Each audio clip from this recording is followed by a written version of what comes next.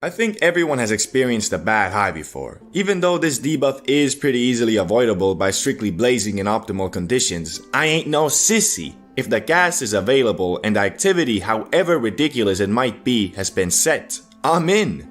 Like, yeah bro, I'm totally down to hit 5 fat rips at your place, then puff down a 2-gram split for dessert whilst walking to the abandoned mental asylum your cousin told you about. Sounds like a great plan. Oh, the grounds are also infested with savage rabies-infected stray dogs? Bro, no problem. I survived like 100 rounds in Kino der Toten. I know how to deal with hellhounds.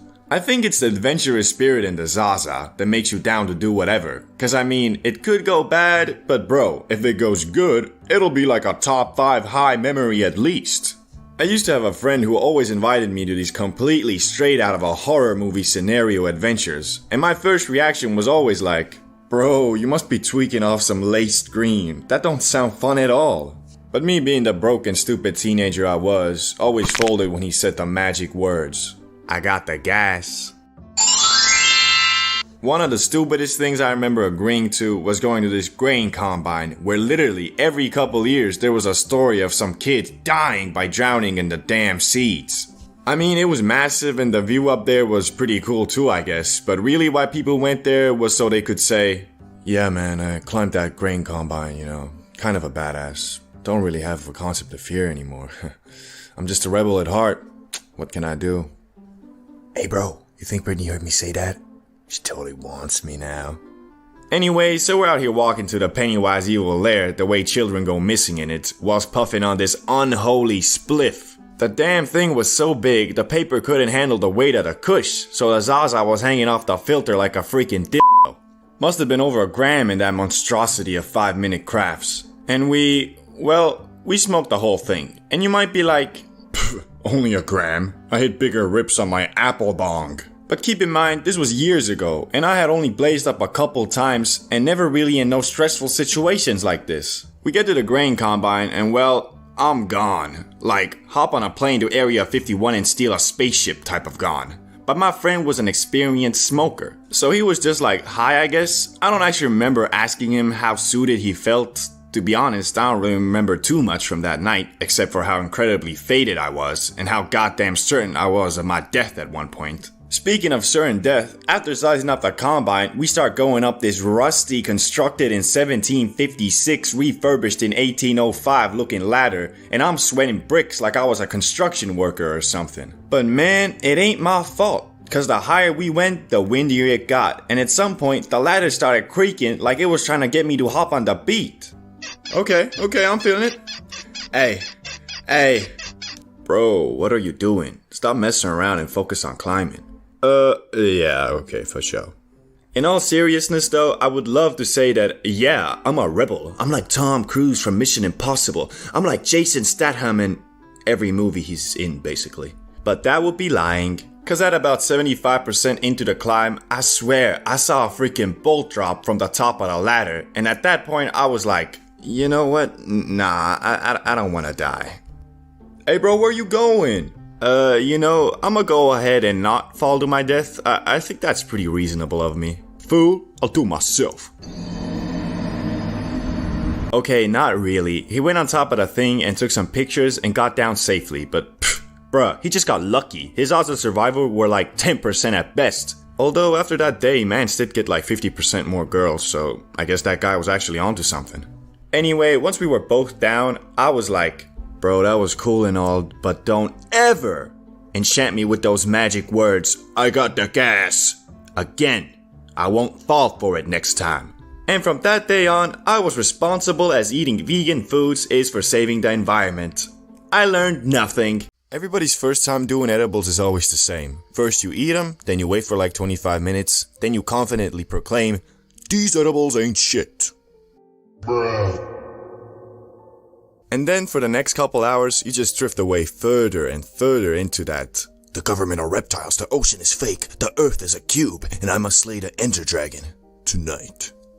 In my case, my first edibles really weren't shit, cause we accidentally might have forgotten them in the oven and burnt that THC into CO2, but we didn't let that discourage us from trying again the next day. So me and my brother, still fueled by the disappointment of yesterday, wake up at 9 AM and start plotting our next move. We only have 1 gram left, so if this fails, we're pretty much screwed.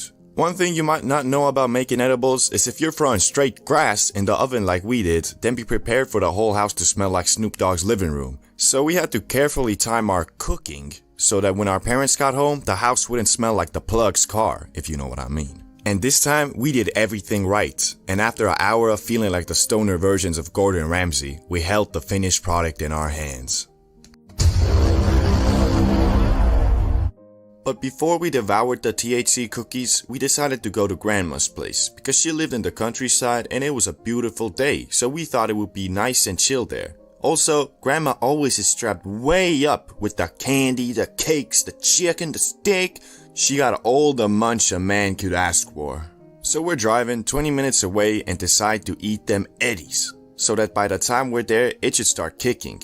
Yet, when we arrive, we still feel nothing. We say hi to Grandma and sit down in the living room. Bro, maybe we messed him up again. Nah, I don't think so. We did everything by the recipe this time. Yeah, let's wait a little more. It's been 40 minutes though. Should be feeling something at least. Yeah, I feel you. Well, anyway, I'm gonna go take a shit. So I hop in the bathroom to empty my system real quick, and I suddenly feel it. Bruh. Then I hear some music coming from the living room and get intrigued. I finish my business with the toilet and go to the living room to find my brother jamming it out to some old ass radio playing some Elvis Presley or something. I wanna call him a dumbass, but I can't, cause my body starts moving by itself. This music is peak, there is nothing better. Until the next old song comes on, and it slaps harder than Chris Brown in 2009. I'm obviously talking about his music in 2009, not the incident with Rihanna. At some point, we had enough of the old-timey radio, so we turned it off and sat down on the couch to discuss our next move. So, how high are you? Yeah, I'm high. Yeah, me too. Real question is, do we take the second cookie? Now, we had baked 4 edibles total, so we had 2 left. We didn't plan on eating them that day though, because from what we had heard, edibles are supposed to hit their max in like 3 hours after consumption, so obviously I answered, I think we should, bro, for science. We took the second cookies out of their folium wrapping and ate them with some milk. Then we decided to go swimming, cause shit, why not I guess. As we're walking to the pond, I suddenly think to myself, am I cold? And then it hits. I start shivering and feeling like a warm pizza roll in the freezer. I'm not supposed to be here. I can't go on, I say. I'm too cold. My brother looks at me with disappointment in his eyes like, so that's all you can take? A tinsy-pinsy little edible and you get scared of the cold, eh? Now, keep in mind, this was when I was 18 and I wasn't quite the 420 god I am today, so I had this thing where if I got really high and it wasn't walk around in your boxers type of warm, I'd start overthinking that I'm cold and then I'd actually start feeling cold. But I said to myself, no, I won't let these edibles control me. And I decided to push through the unwavering cold and fight my inner demons at the little pond over there. So we pull up to the pond and it's time to go swimming. And it wasn't that bad actually. The water was pretty warm and once I got used to it, I stopped shivering.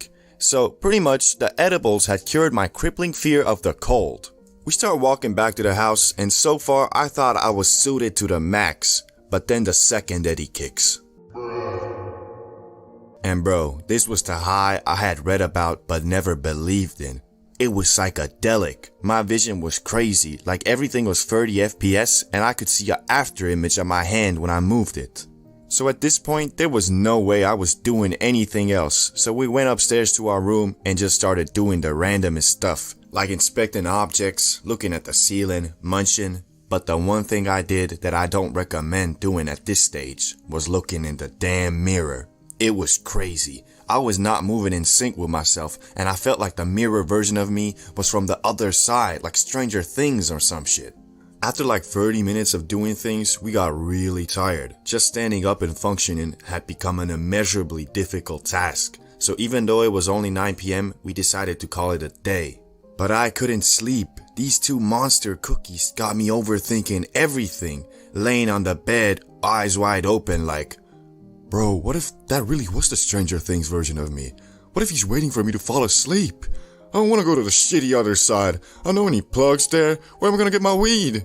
And when I finally did try to close my eyes, I started tripping way out. Half asleep, half awake, seeing these vivid dreams. Thankfully, at some point I did fall asleep. And not just any sleep, I went into freaking hibernation, cause I was out cold for a calm 16 hours. So I'd say lesson of the story is, if it's your first time doing edibles, wait like at least 2 hours before you proclaim the classic, "These edibles ain't shit." This video is for comedic purposes only and does not promote illegal drug use. I think we've all bought from The Plug at least once, but for all my homies who live in countries or states where the Zaza still remains forbidden, you have most likely encountered many of them. And well, you know that no two are ever the same. One day you'll meet up with the most savage, straight out of jail, carrying a bazooka in his back pocket looking mofo, and then 1 week later hit up your boy Jimmy the Plug God, and he'll have you pulling up to his nice suburban household like, "Yeah man, so how's it going? Yeah, good? Okay, here's the kush.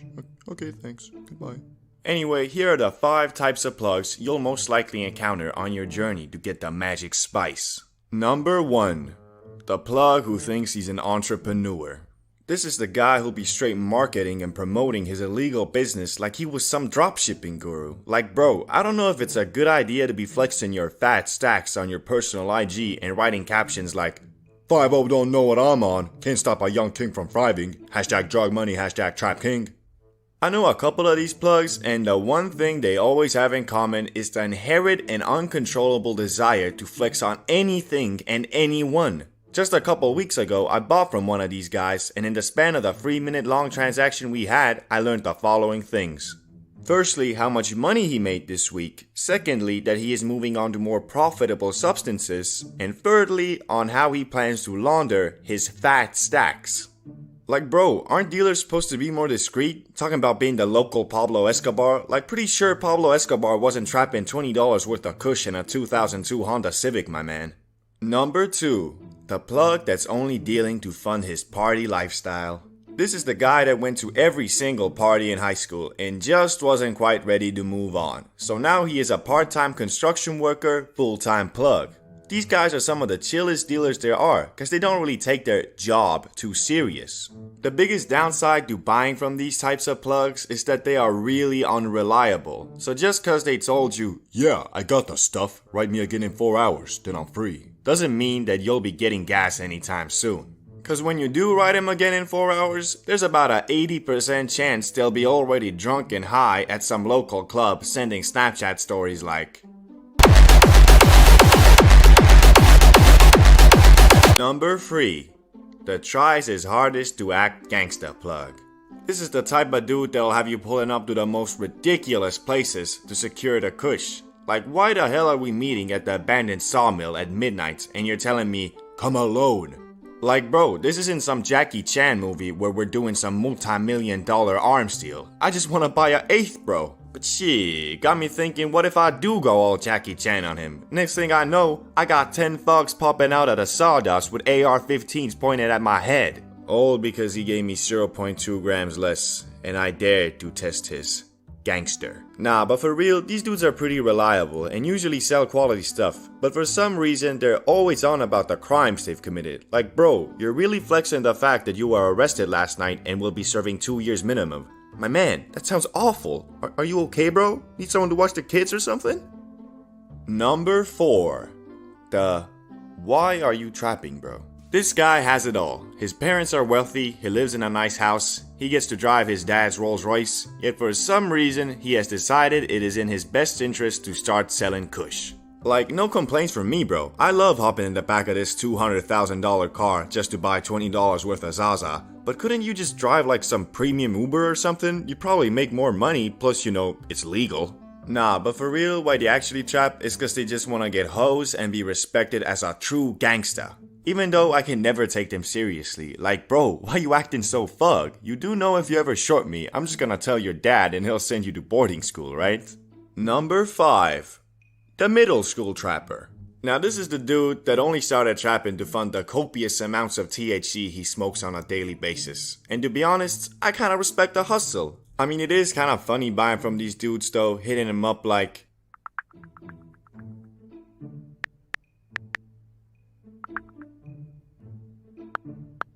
Then you pull up and they're always like at least 200 feet away from where they actually live because they don't want to get caught by their mama. But because these dudes usually smoke their own product, they always gotta comment about what you're getting. Stuff hits different, bro. It's more of a body high. Or, Man, this'll get you real messed up. or even sometimes. Yeah, man, I put in a little more because this isn't as good as the last stuff. So yeah, basically what I'm saying is that these guys are the most trustworthy plugs there are, so you don't ever need to be worried about being scammed. Only downside is that these plugs are very temporary, meaning they usually quit trapping in about 3 to 6 months. Probably cause they mama beat them or something. Timmy, what is this? That's nothing, mama. You ain't gotta worry about that. I know what it is! It's from the devil! Get over here, Timmy! No, mama. Don't. Leave me alone. I think we've all been to a carnival at least once in our lives. They are usually very, well, fun is the wrong word to describe it. I'd say interesting, I guess. So when my main man Salamander hit me up a couple years back and was like, "Hey yo bro, have you been to the town square? It's that time of year again." What time of year? New Year's a ways away, bruh. Nah bruh, even better. What could be better than New Year's Eve? Bro, the carnival. The carnival? Yeah man, the carnival. That's kinda gay, bruh. Man, shut up fool, you just mad cause you ain't got no hoes. You ain't got no hoes either, man. What about that girl at the party last week? Bro, you were so wasted you ain't even remember that it was the host's mom trying to escort you out. Fool. Okay, whatever man. You wanna come or not? Yeah, I think I'm gonna pass. Shit's a waste of money and I'm dead broke. We can get high before at my place, you know. Shit, why you ain't say that before? I'm in. I love the carnival. I've always loved the carnival, man. Salamander had kind of a funky home situation, so a lot of times he had a completely free house, which meant that getting high there was always awesome, cause there was just so much to do in that big ass house. Anyway, I pull up to his place, and if you saw my last video, you know that this man rolls the most perfect spliffs in existence, and this time was no different. Bam! Whips that big old thing out. No homo. And we puff that ganja stick till it's a stinger. Honestly, we probably smoked half the filter too, cause in high school, weed was so valuable that even when you could clearly tell there ain't no Zaza left, someone was always like, "Hey yo bro, what you doing? There's a good 2 to 3 puffs left in that thing. I'ma hand bong it." All you bro. All you. Anyway, we get zoinked and I'm honestly feeling good. Like I ain't smoked too much nor too little, but just right. For now. We start walking to the carnival and I'm starting to get more high. But I know that's just cause I ain't laying on the couch eating Oreos no more and I'm actually outside embarking on a quest with my guide Salamander. So we get to the carnival and man, this place ain't what it used to be. I guess that's probably cause all of the animal right movements and stuff, but it looks like a retirement home for washed up circus clowns. Speaking of clowns, there was obviously also a circus show that was gonna be happening soon, so we went ahead and bought some cotton candy and popcorn and sat down waiting for it to start. Hey, it's starting bro, check it out, this finna be fire. And the way Mans was hyping it up, I couldn't help but get a little excited too, cause after all, I do have some great memories of circus shows from when I was a kid, and as we all know, there ain't no better combo than Kush and nostalgia. Except for maybe Kush and Twinkies. Anyway, they start announcing the show. "Ladies and gentlemen, what you have all been waiting for, the tamer of lions, the conqueror of the jungle, the one and only, Magistro!" Bruh, who the fuck is that guy? Man looks like Joe Biden's less successful brother. Shit, man, you right. I might have overhyped the carnival a bit, I guess. You wanna leave? Nah, bro, it's alright. This finna be funny as hell. Maybe I'll even do a flip. Now, there are two ways something can be entertaining. Either it's well thought out and executed, or it's a complete disaster and so bad that it's good. And this carnival show was the latter. We were sat there laughing like maniacs from how much they hyped this man Magistro up on everything he did and how anticlimactic it all turned out to be. Even though it did hurt to watch my childhood memories of lions jumping through fire hoops and acrobats doing quadruple backflips whilst riding on a horse destroyed by the one and only Magistro, it was still funny as fuck. Have you ever gotten like really high and thought, man, I got a lot of energy right now. I don't feel like just sitting around and munching all day at all. Yeah, most likely not. But if you've leveled up enough and are determined to go on an adventure, here are my 5 best places to go well baked. Number 5. The park. This one's a go-to hangout spot for most cannabis enthusiasts because, well, it's the park. There's all kinds of nature there, plus the overall vibe is nice and chill, especially if it's a sunny day. This place is at its best when you're with your friends, cause someone always comes up with the randomest idea that ends up being fun as fuck. Hey guys, you see that tree there? Yeah. What about it? I think we should all climb it, right? And smoke on the tree. Bro, you're a goddamn genius.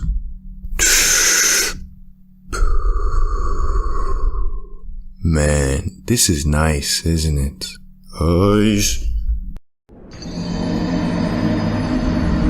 You can also go at night, which makes it a whole different type of cool. Get swanked, put on some scary music, and just walk around. I've had instances where I'm dead certain I see a goddamn demon next to a tree, lurking, waiting for the perfect time to possess me. But you know your boy a level 5000 holy warrior, so I ain't worried about no Annabella pulling up on me, cause I keep that Excalibur real close. Fatality. Number 4. The zoo. You ever look at some lions right in the eye, daring them to come get you, cause you can take them easy? Well, it's pretty fun cause the devil's lettuce makes every thought so significant, and you really do start believing stuff like, hey, bro, I'm telling you, the lion pulls up, boom, jump out the way, bang, liver punch, front flip on it, neck snap, easy. You're way too high, man. There's obviously so much more to do than pretending you can take on lions, like looking at elephants, looking at turtles, looking at crocodiles. Okay, so the activities pretty much boil up to just looking at animals. But shit, it's pretty fun, don't hate on the zoo, you fool. Number 3. A water park. This one has a special place in my heart cause I have always loved water parks ever since I was a kid. They're all the fun of an amusement park, but way shorter lines and you actually know where you are. Unlike a theme park which takes a freaking PhD in geography to navigate. Anyway, the one problem with this place is you gotta get your high just right.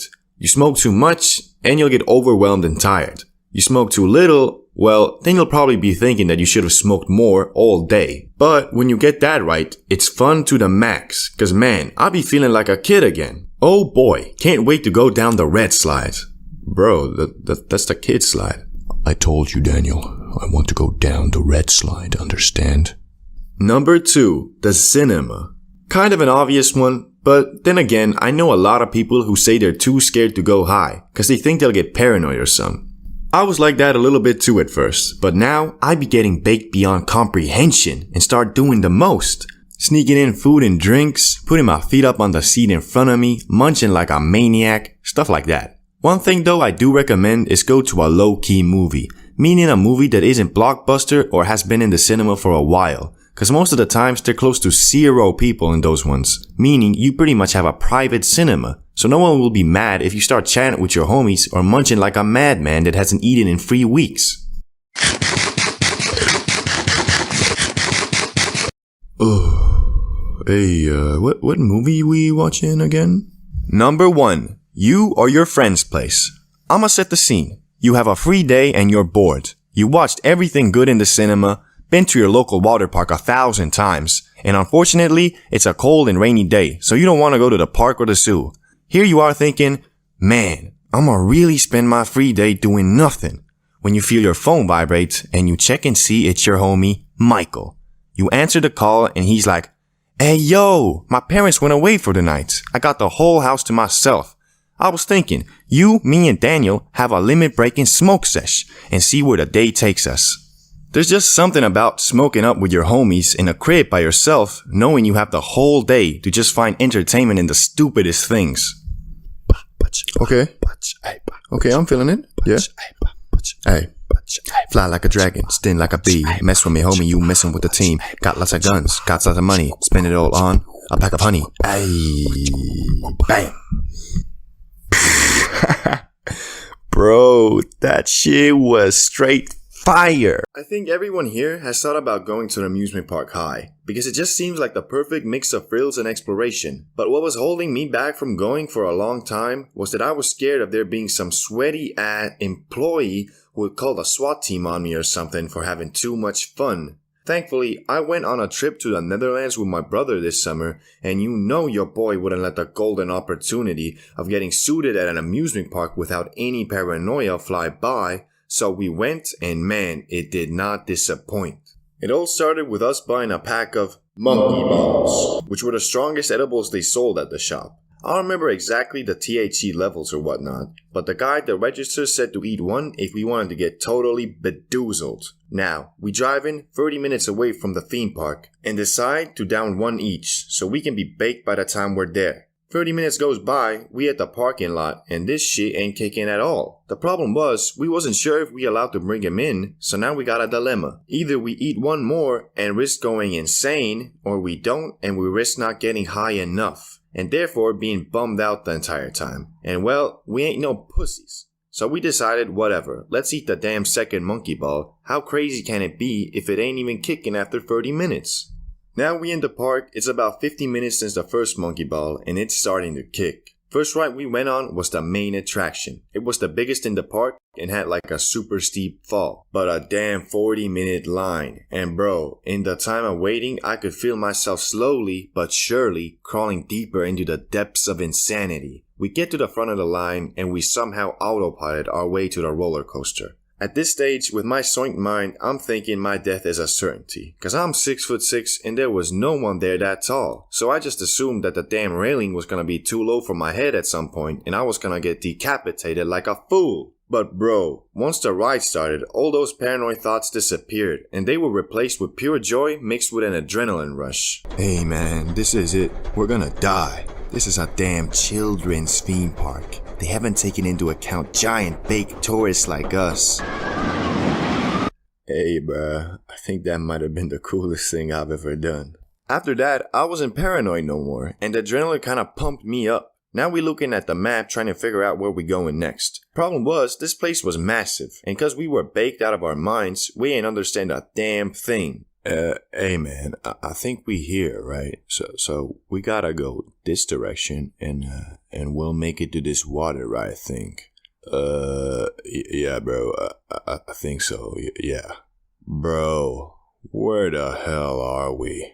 Thankfully, the second monkey ball ain't hitting yet, but man, we were barely functioning already. So we walking around knowing that at some point we were gonna go into undiscovered territories of high, in a foreign country with no one to call and no way home.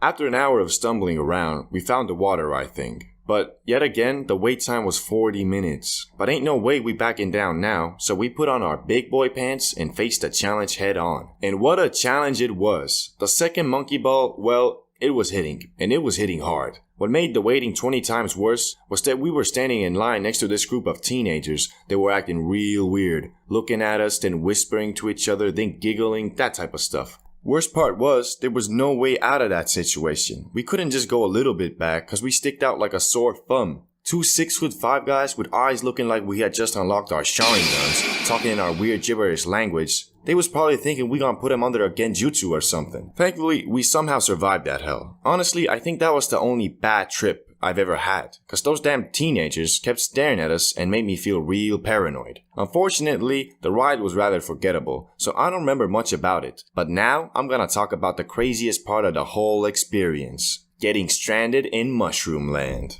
If you know anything about amusement parks, you know that they are pretty damn big, and it's quite frustrating to navigate them, especially if you're high AF.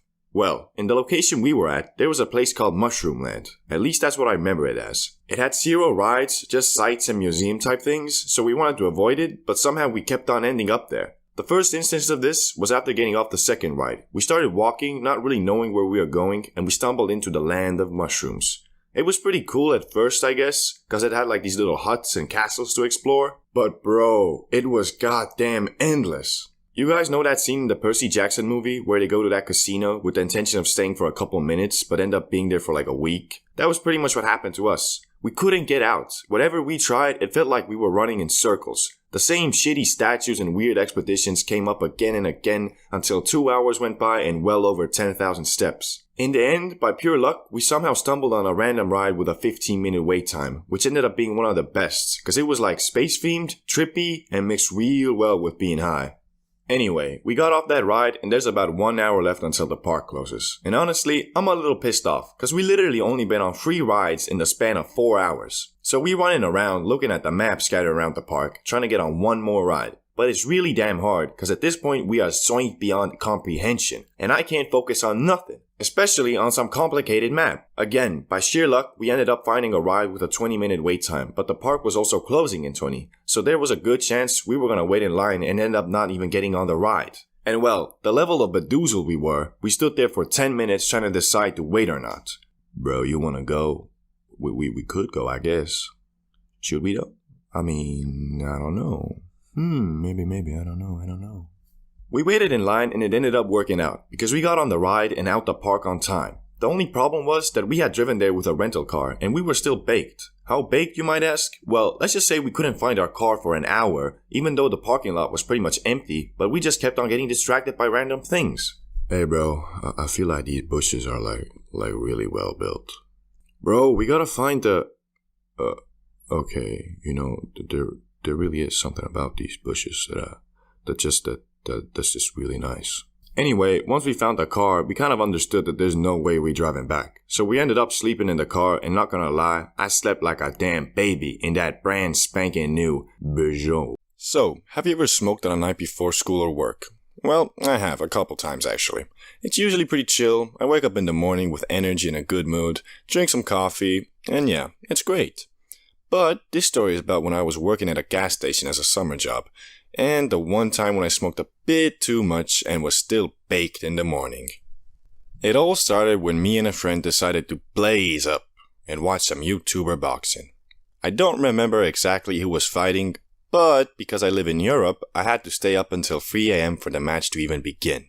So, here we are, pretty baked, it's 2 a.m., the match is gonna start in an hour or so, when my friend has the genius idea to smoke some more, because he wants to be suited for the match. Well, I'm thinking, why not? I got work in like 10 hours or so. That should be enough time to calm down.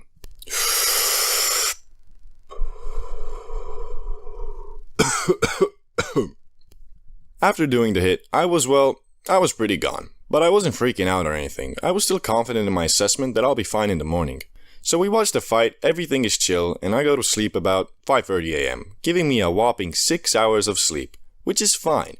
But when the alarm rang in the morning and I got up, well, let's just say I wasn't sober. Hell, I wasn't even high. I was still baked. At this point, I was a little worried. Not just because I had work in an hour, but because my shift was with two of the most try-hard gas station employees I've ever seen in my life. And well, I knew if they understood I was high, they'd 100% report me to the manager. Now, I could have just called in sick or something, but to be honest, I didn't really care too much if they fire me, and at the time, with my baked mind, I was low-key feeling like a secret agent on a mission to infiltrate this gas station and gather intel. So I ended up going. I arrived about 3 minutes late. Not a big deal, right? I swear, the second I walked in that door, those two tryhards were eyeballing me, like I was trying to rob the place or something. Anyway, I walked past them and said hello, and it seemed to me like I was in the clear. One of them said something like, "Hello, sleepyhead." I don't know, to be honest, I was 100% concentrating on acting natural, so I don't remember much about any social interactions I had that day.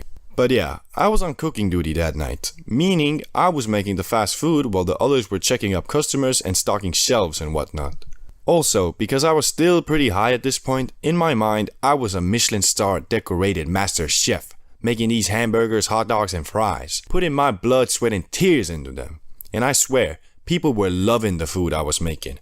I even overheard a girl say to her friend that this tastes better than usual, and not gonna lie, that made me so happy in that moment that my hard work was being noticed. But, as we know, all good things must come to an end. And there I was, having the time of my life, making delicious fast food, when tryhard number 1, the big G, let's call her, says to me that I'm making the food wrong. Pretty much, we had a recipe book that had specific instructions on how to make the food, and well, I was kind of ignoring it a little bit. By putting in, let's say, 50 grams of lettuce instead of 30, not a big deal, I thought, but I guess it was.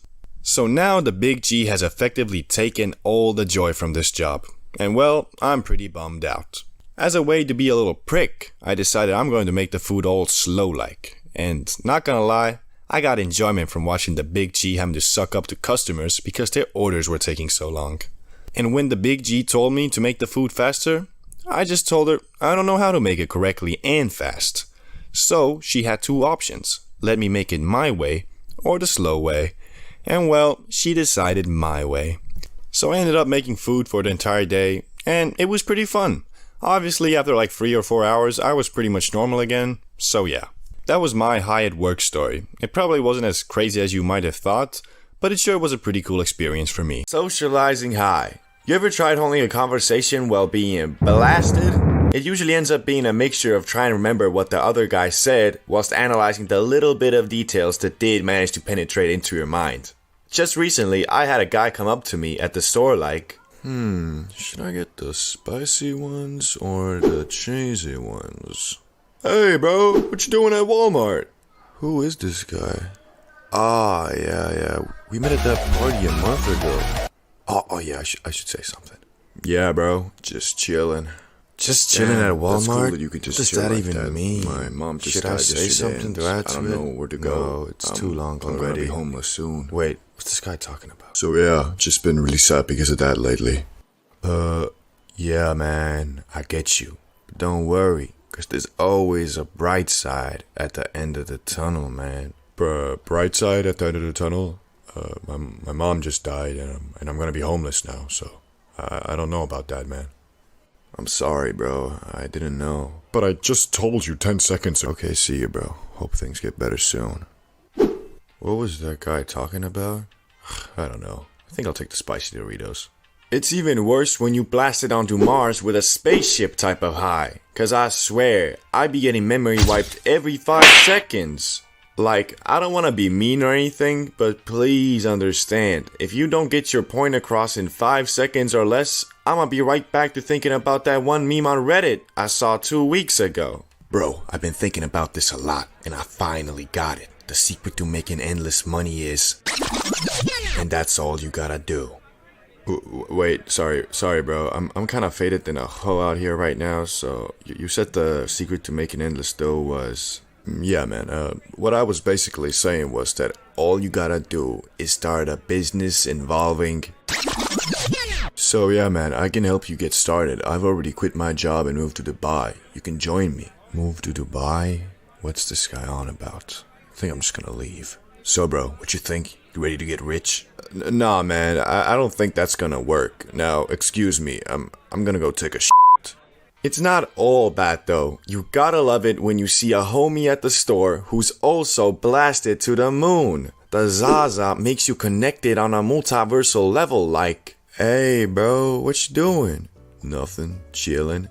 Funny you say that. I would have answered the exact same way if you asked me that question. Sorry man, I'm faded than a hoe right now, and I just got hit with that memory wipe, so what you say again? Oh shit, you high too?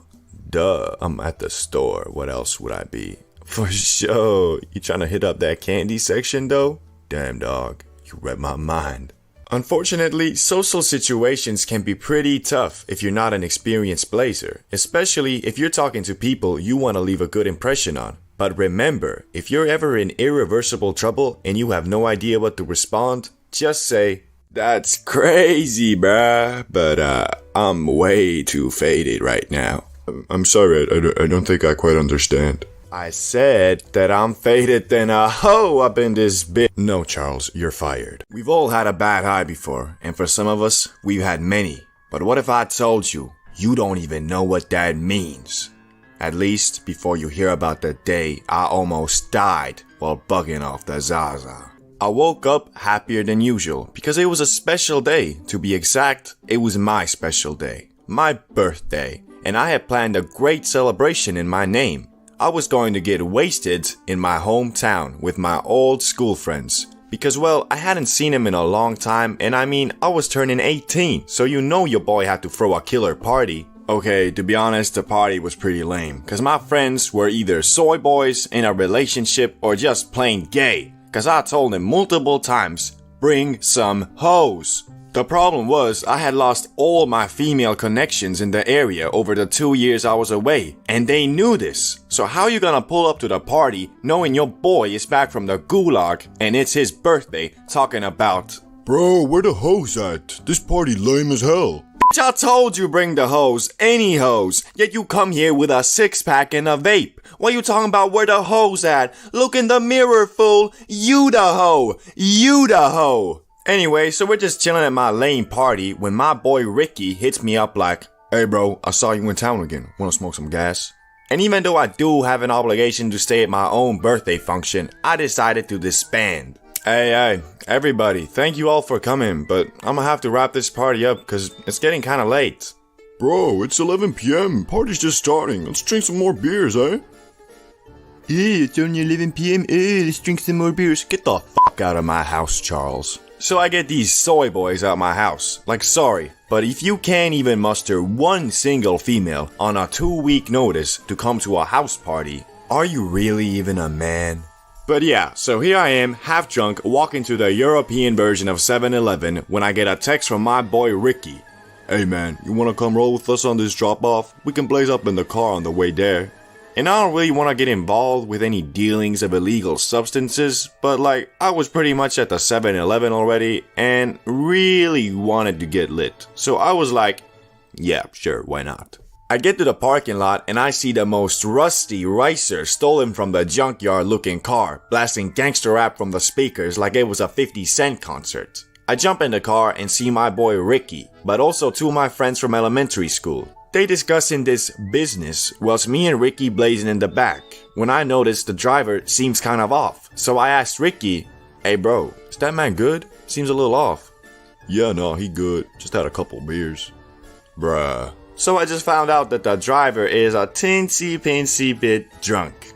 But I'm already here and we're blazing, so what am I gonna do, leave? It was about 10 minutes of chatting and smoking when the time came to roll out. And bro, when I say this car was the biggest piece of shit that has ever grazed public roads, I'm not exaggerating. The freaking bottom of the car was vibrating and shaking so much, it felt like we was having an earthquake. And on top of it, the engine was making these clunking noises and the exhaust was spitting fumes like it was 1920. Even though I was high as a kite, it wasn't just the Zaza making me paranoid, because this guy was driving like he was on a NASCAR track. But the one thing he did constantly that got me praying to our Lord and Savior was taking every corner and curve on the opposite side of traffic. Even though we lived in a small town and it was midnight, if even just one car would have been on those dark and twisty roads that day, it would have meant certain death for all of us. You know those moments where you're like, oh Lord, please, I will never hang out with these thugs again and I will never smoke the good. Just save me from this death. That was me, but like times 10 at least. Anyway, what felt like an eternity of driving, we got to the drop-off, and it was just some more wannabe thug gangsters interacting with our group of wannabe thug gangsters. That interaction took about 10 minutes until we started driving back, and I was just praying the whole way to whoever would listen. Gandhi, Buddha, Michael Jackson, Pop Smoke, Jiraiya, anybody and everybody. Somehow we got back in one piece. Can't say the same words about the car though, cause when we pulled up to the 7-Eleven again and he turned it off, it made a weird noise. So he tried activating the shitbox again and it wouldn't. So yeah, sucks for him I guess. So I say my goodbyes to the top thug gangsters of my hometown, and all I can think about is, bro, what the hell happened to my old homies? Everybody's either a soy boy or a drug dealer, no in between. Guess the moral of the story is, chase your dreams, I guess. Oh, and don't go into cars that look like they were last maintained in 1955, cause there's a good chance that this'll happen. You know, back in the day, if you wanted to get high discreetly, well, sorry bro, there was no way. I mean, you got the J, which stanks up everything. You got the bong, which although doesn't stank as much, where you gonna hide it? Imagine trying to sneak by your parents on some... What you doing dropping shit at a time like this, boy? Downstairs, I came down, I wanted a glass of water, yeah. Boy, you must be neurologically disabled if you think that'll excuse you from breaking some dusty-ass dollar store piece and spilling bong water all over my goddamn living room. No, it's... Here, take a smack of this shit. It'll get you proper, boy. Well, that sounds like a pretty fun... Anyway, point is, you're not gonna be hiding that shit for long. Only real option you had was the pipe. But bro, at that point, you sacrificing everything you got for one high. Like, I swear, the pipe is the last way anybody in their right mind wants to get faded. Every time I hit it, it's like my lungs and throat revert back to factory settings. Like I ain't never inhaled anything besides O2 before. Basically, by smacking the pipe, you're hurting your lungs and throat to the point it kind of fucks up the first 30 minutes of your high. And that's exactly why when the first Penjamin was invented by the scientists at Yodiland, it changed the game, bruh. Never before could you get obliterated on the go regardless of where you were or what you were doing. And thanks to that, getting high has become so damn easy, you got motherfuckers making obliteration their normal state. Never before could someone do anything even remotely sus and you could just assume they were fucking high. My man had sunglasses on for no reason, faded. Dude was staring somewhere for a bit too long, obliterated. Dude went to White Castle for a culinary experience. Well, that motherfucker's just weird. Goddamn cafeteria food. And you can forget about gas stations and fast food places. I mean, at this point, it's like damn near mandatory to be blasted on the job. And I got nothing against that, just since 90% of the time I find myself at 7-Eleven, I'm fried too. And the motherfucker that's supposed to be helping me is trying to scan my items with his damn iPhone. Nah, but for real, the pace that these fried motherfuckers work at is fine when your brain is running at the same low frequency, but if you're in a rush, it'll take damn near every ounce of mental strength you got to stop yourself from forcing a damn self-checkout. Would you like a bag with that, sir? Fuck no, here's the money, just give me my shit. But don't get me wrong, I got nothing against a good old Penjamin. There really ain't a better on-the-go, fast and easy way to get faded. Unfortunately, I didn't go to college and kinda cheated my way through high school too, so the 15 or so brain cells I was able to develop that keep me from losing and forgetting shit turned into, well, basically zero. And for that reason, I've already lost 2 of them. One of them slipped out my pocket while I was at the movies, and I'm pretty sure some teenagers stole it, cause after the film, when I was looking for it with my flashlight and shit, these motherfuckers were giggling in the back, looking at me like I was a damn circus clown. Coupled with the fact I was fried as fuck, I was fighting my tears. Dog. I just got robbed by some damn teens and I can't even do shit cause it was illegal to even bring it in there. Second one I lost in a very similar manner. As I was getting out my Uber going back home, my sweatpants did me dirty and flinged that fucker out as I was standing up. Took me 2 minutes to realize, and when I did, my Uber driver was probably already hitting that shit cause when I called him back to ask for it, he said, Let me check. It seems that you only left me a $1 tip. Sorry, I couldn't find it.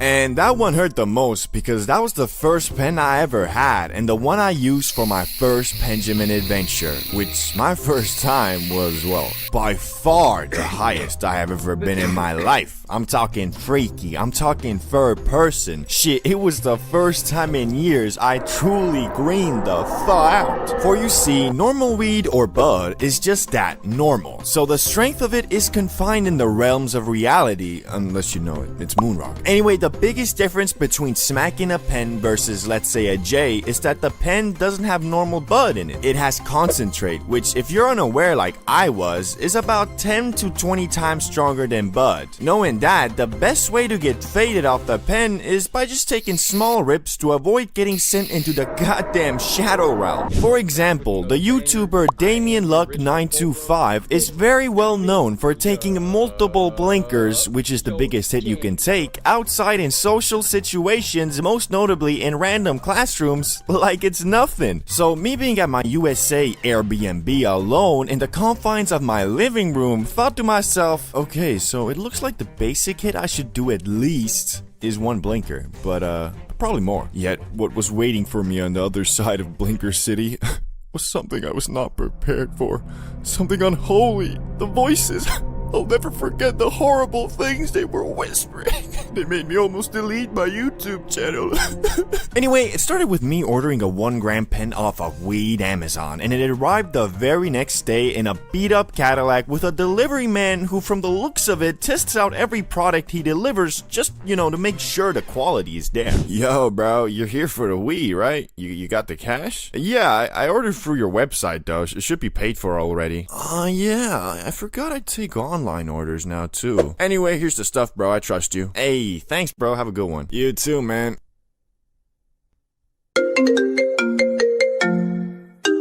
Hello, Mr. Bro. We got a delivery for you from Weed Amazon that should be arriving in an hour or so. Will you be home then? Wait, didn't I just... I'm a gorilla in a fucking scoop. Gonna pull up to the zoo. Oh, I better get out of here. So I went back to the crib, Penjamin in hand, and prepared myself to get faded. And obviously, I went for a blinker my very first hit. But since I had never smacked a pen before, I inhaled it for about 4 seconds and stopped because it was so light on my throat, I thought it wasn't working, but it actually was. And from that 4-second puff, I was already quite bamboozled, but since I have this weird rule of every time I get new stuff, I break it in by doing a massive hit, I thought, well fuck, I was supposed to do a blinker, and went for it again. I inhaled and inhaled for a good 8 to 10 seconds, but the thing just wouldn't fucking blink. It got to the point where there was tears coming from my eyes and my throat was begging me to stop, and it ended up like...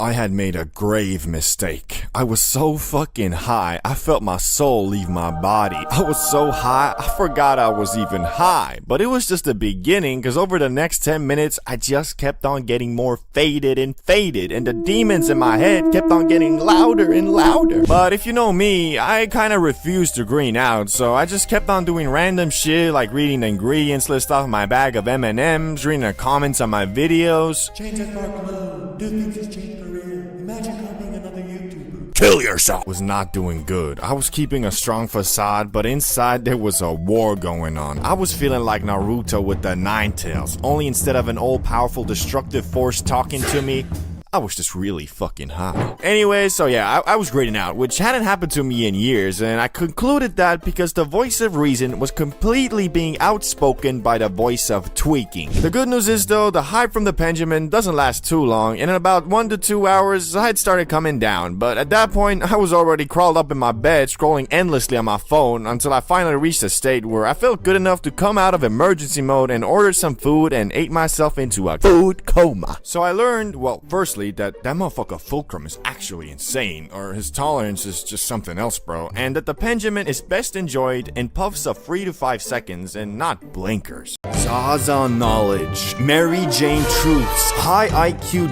data that you've never heard before. But not to worry, because today we are uncovering facts about the magic green plant that everybody, for the sake of safety, education, and science, should know. Because I am always here to inform the public about the risks, cons, the good, the bad, and everything in between about the grass. And with that, you will have a better understanding of what the green plant really is and how it can affect you both positively and negatively. So if you are ready to sit back and learn about some wild facts in an educational way, like how the US government has a secret Zaza farm, or maybe, in case you ever find yourself chilling playing video games and one of your friends pulls up like, "Yo bro, I just got these fresh mangoes. They taste really good. Wanna have some?" I don't know. I mean, I already ate some banana. Okay, I get it. You're refusing the last grown mangoes of my dead grandma.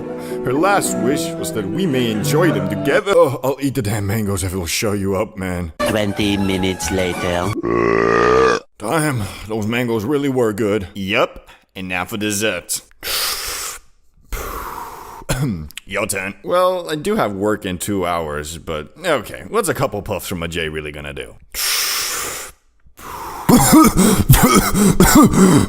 Oh my, why am I so faded? It's the mangoes, bro. They contain the same terpene myrcene that's in the J. That's why the za hit you so fast and hard. This was always my plan. So, what we playing? I'm guessing you're calling in sick from work. From long-standing stone prophecies like eat a mango 30 minutes before lighting up to increase your fade, to the US government's secret farm, we have a lot of Zaza facts lined up that'll change your life. Okay, well, maybe not that, but anyway, first up, grass bends your perception of time. Lettuce has this unique ability to bend time, not like interstellar or wormhole physics, more like your brain suddenly hired the most unreliable intern to keep track of the clock. Here's what's actually happening. THC binds to CB1 receptors in your brain, especially in areas like the cerebellum, basal ganglia, and prefrontal cortex. These regions don't just help with movement and decision making, they also play a key role in how we measure time internally. Normally, your brain has a nice steady rhythm for counting seconds and minutes, but when THC hijacks those receptors, that rhythm slows down. The result? Your perception of time stretches out. 10 minutes can feel like half an hour, a short song feels like a symphony, and waiting for the pizza delivery guy feels like you're aging in real time. You might check your phone, think hours have passed, only to find out it's been 4 minutes, and you've already rewatched the same TikTok 3 times. It's not that the outside world is moving slower, everyone else is still living in regular time. It's just that your brain stopwatch is now on stoner time, which is about as reliable as a 5 a.m. alarm when you could technically sleep till 7. Which we all love sleeping in until you finally wake up, check the clock, and realize half your day is already gone. Now you're rushing, stressing, and worst of all, you don't even have time to re-up at your favorite shop. Now, I'm personally convinced Zaza bends time both ways. Like, if you're just sitting there waiting for the pizza guy, time basically grinds to a halt. You ordered a cheesy crust double pepperoni masterpiece, haven't eaten in 6 hours. You timed the order perfectly so it would land just as you finished your J and tidied up. The plan was airtight. But now you're starving, high, fixated on that pizza like it's the holy grail. Then you check your phone and it says, estimated delivery 30 minutes? Bruh, it's already been 30 minutes. Man, I think I gotta call that's BS. On the flip side, light up during the day, boot up your favorite game, and suddenly time doesn't slow down at all. It disappears. You're laser focused on farming holy relics, stacking your DPS, grinding HP containers, and just as you finally drop the skeleton keeper for the last item, oh shit! I forgot I have a job! And that's the beauty of the Zaza. It can make time vanish when you need an escape from the grind or stretch it out so you can savor a moment. The trick is balance, because when you overdo it, that escape stops being a luxury and starts feeling like a requirement just to get through the day. But hey, I've ranted about that at least 37 times on this channel already, so let's instead move on to something you might have already known, just maybe not to the full extent, and that is, animals can get high too. People forget it's not just humans who can get high, animals can too. In fact, plenty of them actively seek it out. For example, cats with catnip. That's basically their version of top shelf Zaza. They roll in it, rub their faces in it, then proceed to sprint around the house like they just railed an energy drink. Dolphins have been passing around pufferfish to get a mild buzz off their toxins. That's literally aquatic hotboxing. And reindeer, they'll dig through snow to eat psychedelic mushrooms, then stumble around like it's day one of Burning Man. But here's the kicker, animals don't have the same relationship with THC that humans do. Our endocannabinoid system can process it in ways theirs can't.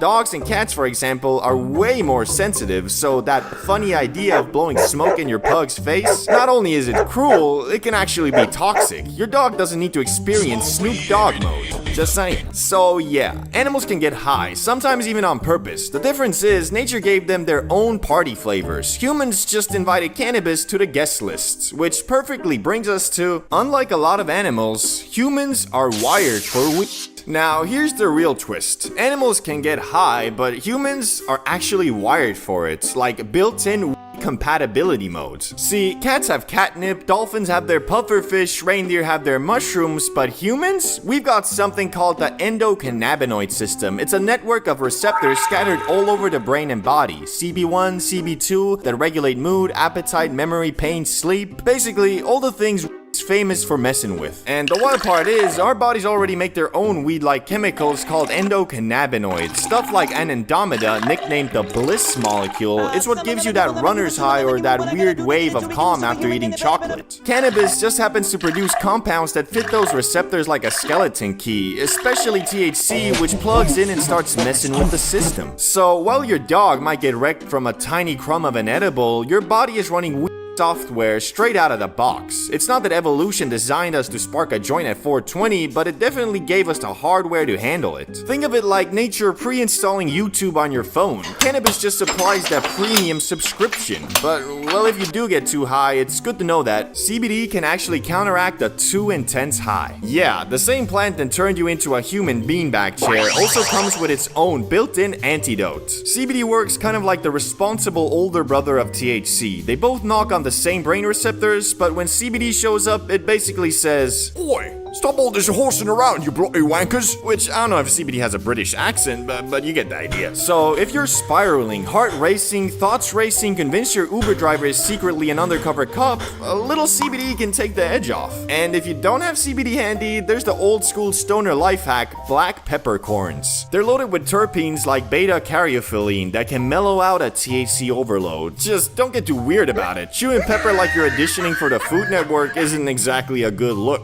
Moral of the story, if cranks the volume too high, CBD is basically the remote control. You might not get back to completely sober, but at least you'll stop refreshing Google for, "Can you die from eating too many edibles?" And now for the really crazy one, and that is the fact that the US government actually has its own secret weed farm. Yeah, the same people who tell you is illegal at the federal level, they've been quietly growing it for decades. It's tucked away at the University of Mississippi, and it all started back in the 1960s when the feds decided they needed a steady supply of cannabis for official research. So while they were running Just Say No campaigns and blastering anti-weed ads on TV, Uncle Sam was running his own grow-op in the background. Legal for them, illegal for you. Classic. Now, don't get it twisted, this isn't some premium frosty dispensary flower. By most reports, the government stash is tragic. We're talking dry, crumbly, brown flakes that look like oregano someone vacuum sealed in the Nixon era. Basically, if dispensary is 5-star dining, government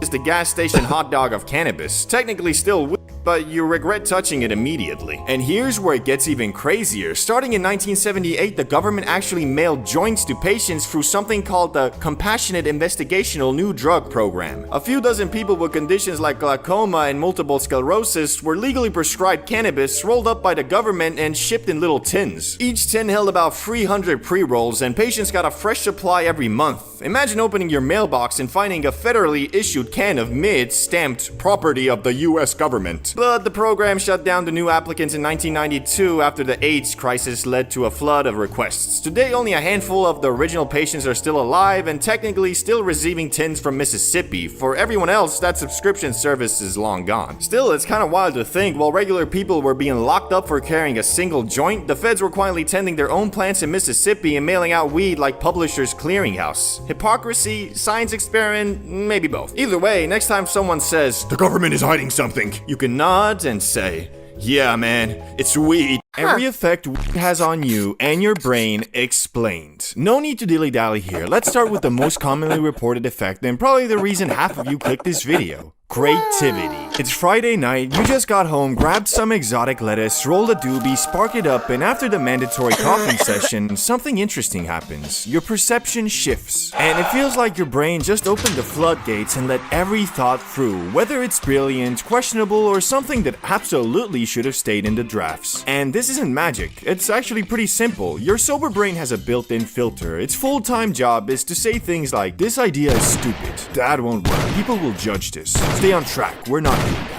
THC weakens the prefrontal cortex, the part of your brain responsible for judgment, self-criticism, and control. So instead of instantly killing ideas, your brain just lets them exist a little longer. And that matters because creativity is mostly about connecting unrelated ideas. THC increases communication between brain regions that don't normally talk to each other, which is why you suddenly start making connections that feel genius in the moment and occasionally still are the next day. Sober thinking is efficient and goal-oriented. High thinking is conceptual and abstract. That's also why drawing, music, and games can suddenly feel incredible while you're high, while things like spreadsheets and math feel borderline impossible. Your brain has basically switched modes. Instead of, "let's get this done as efficiently as possible," it's now on, "what even is a spreadsheet but a pile of ideas presented in the form of numbers. Which is great if you're making art, not so great if your boss needs an Excel file by Monday. But after about 15 to 30 minutes of entering the most creative and motivated flow state of the century, you'll probably start feeling something else. Laziness. Or more accurately, loss of motivation. Right after you come up with an idea so incredible yet so simple, it's genuinely confusing how no one has ever thought of it before. Naturally, you try to figure out how to bring this idea into fruition, and then that motivation fades. The confidence disappears, the urgency evaporates, and what you're left with is one overwhelming desire: to sit down, relax, turn on your favorite show, and consume entertainment like it's a full-time job. Simply put, this happens because of the grass's connection to your brain's dopamine, the chemical responsible for motivation, not pleasure. Dopamine isn't about enjoying things, it's about wanting to do things. It's the reason you start projects, chase goals, get up and actually execute the genius idea you just had. THC gives you a short dopamine spike at first, which is why you feel motivated, creative, and ready to conquer the world.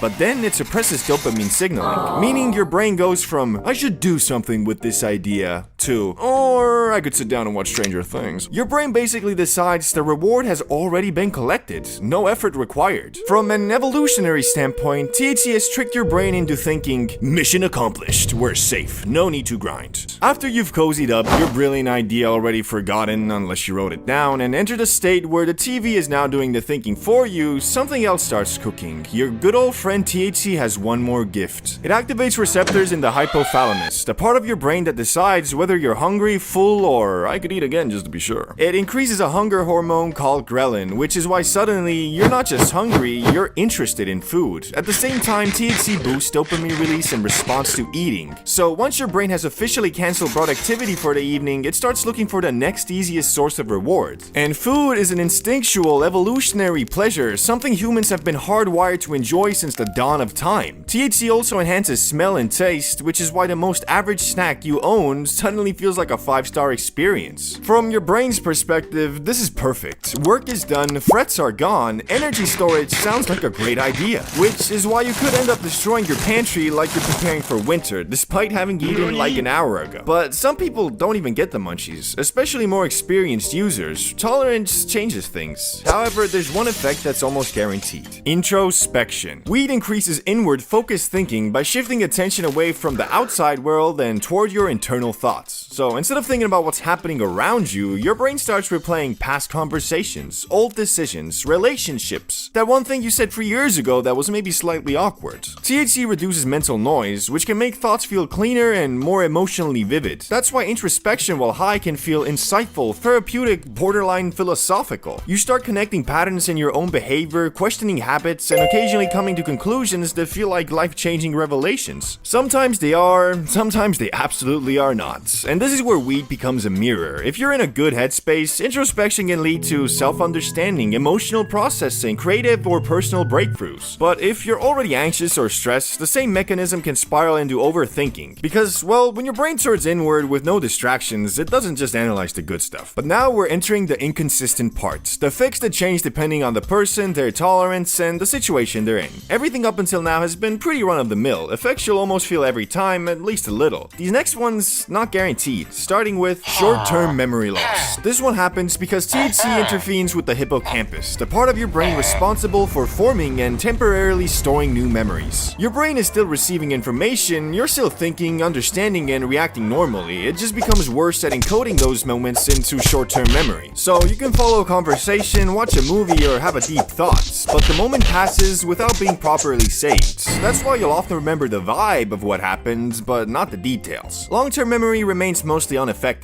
Your brain just forgets to press save on the last few minutes. Anxiety and paranoia. This effect mainly comes from THC increasing activity in the amygdala, the brain's threat and emotion processing center. THC heightens awareness of thoughts, sensations, and surroundings. At lower doses or in a comfortable setting, that can feel relaxing or grounding, but at higher doses or with low tolerance, the same heightened awareness turns inward. Normal bodily sensations get misinterpreted. A faster heart rate feels alarming. Background noises feel significant. Thoughts loop because the brain keeps flagging them as important. Nothing new is being created. Your brain is just assigning too much meaning to normal signals. Time distortion. Time distortion happens because THC disrupts communication between the prefrontal cortex and the basal ganglia, which together help track time, predict outcomes, and sequence events. When this system is altered, your brain stops measuring time by progress or goals. Instead, it measures time by experience, which is why waiting feels longer, boredom stretches time, and engaging moments disappear quickly.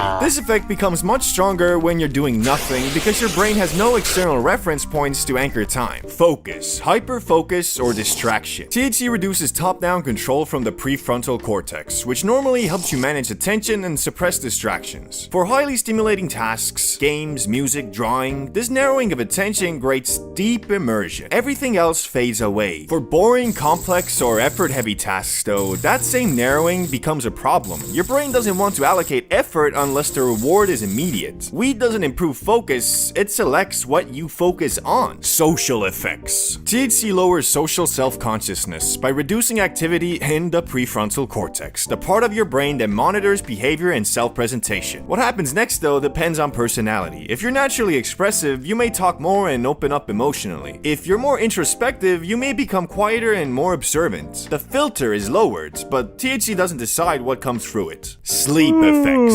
THC can make falling asleep easier. However, with frequent use, it suppresses REM sleep, the stage associated with dreaming and emotional processing. That's why regular users often report fewer dreams. When THC use stops, though, REM sleep rebounds, which is why dreams suddenly return, often intensely. This is also why if you're smoking frequently, you might feel slightly tired all the time, like you could take a nap at any moment. Your body is essentially signaling, hey, we should probably actually rest for a bit. THC makes falling asleep easier, but with heavy or frequent use, it can interfere with sleep quality. We all know navigating the wild world of strains is complicated. Like, yeah, some are supposed to be good. Everyone's heard of gelato, but what the hell is gelato? Why is it so special compared to some random generic sounding strain called Tropicana Regi? Well, long story short, it all comes down to these tiny chemical gremlins called terpenes. They're the little flavor goblins that set the tone of your zone. And a good strain, that's basically when a specific mix of terpenes happens to hit in just the right way,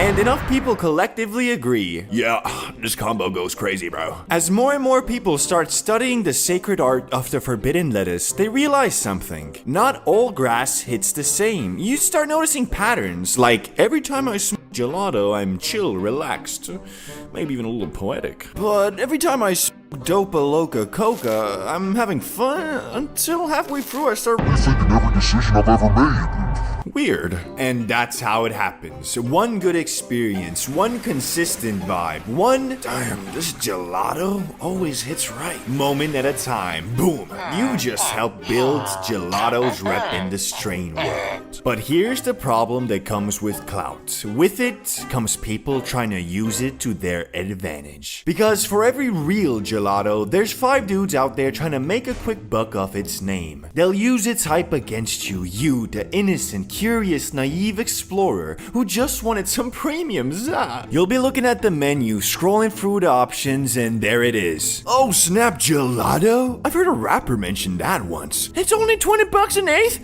Of course, bruh. But the harsh truth, that's not gelato. That's the leftovers, the unsold mids, the bottom shelf bud that's been reborn through the sacred art of false labeling. They slap a shiny gelato name on it and suddenly it's flying off the shelves faster than a too good to be true Black Friday deal. But here's the good news. Fake gelato doesn't always mean bad za. Most of the time it's still decent, maybe even good. It's just inconsistent. One batch might have you chilling like a monk in a candlelit spa, and the next might have you cleaning your kitchen at 3 a.m. questioning your childhood. It's not that the grass is bad, it's just that the strain name doesn't mean much anymore. You're not buying gelato, you're buying a dude's interpretation of gelato. And that's why knowing your terpenes, genetics, and real cultivars actually matters, so you can tell the difference between hype buds and real deal legacy strains that hit the same every time. So, for the sake of science, education, and dare I even say the furtherment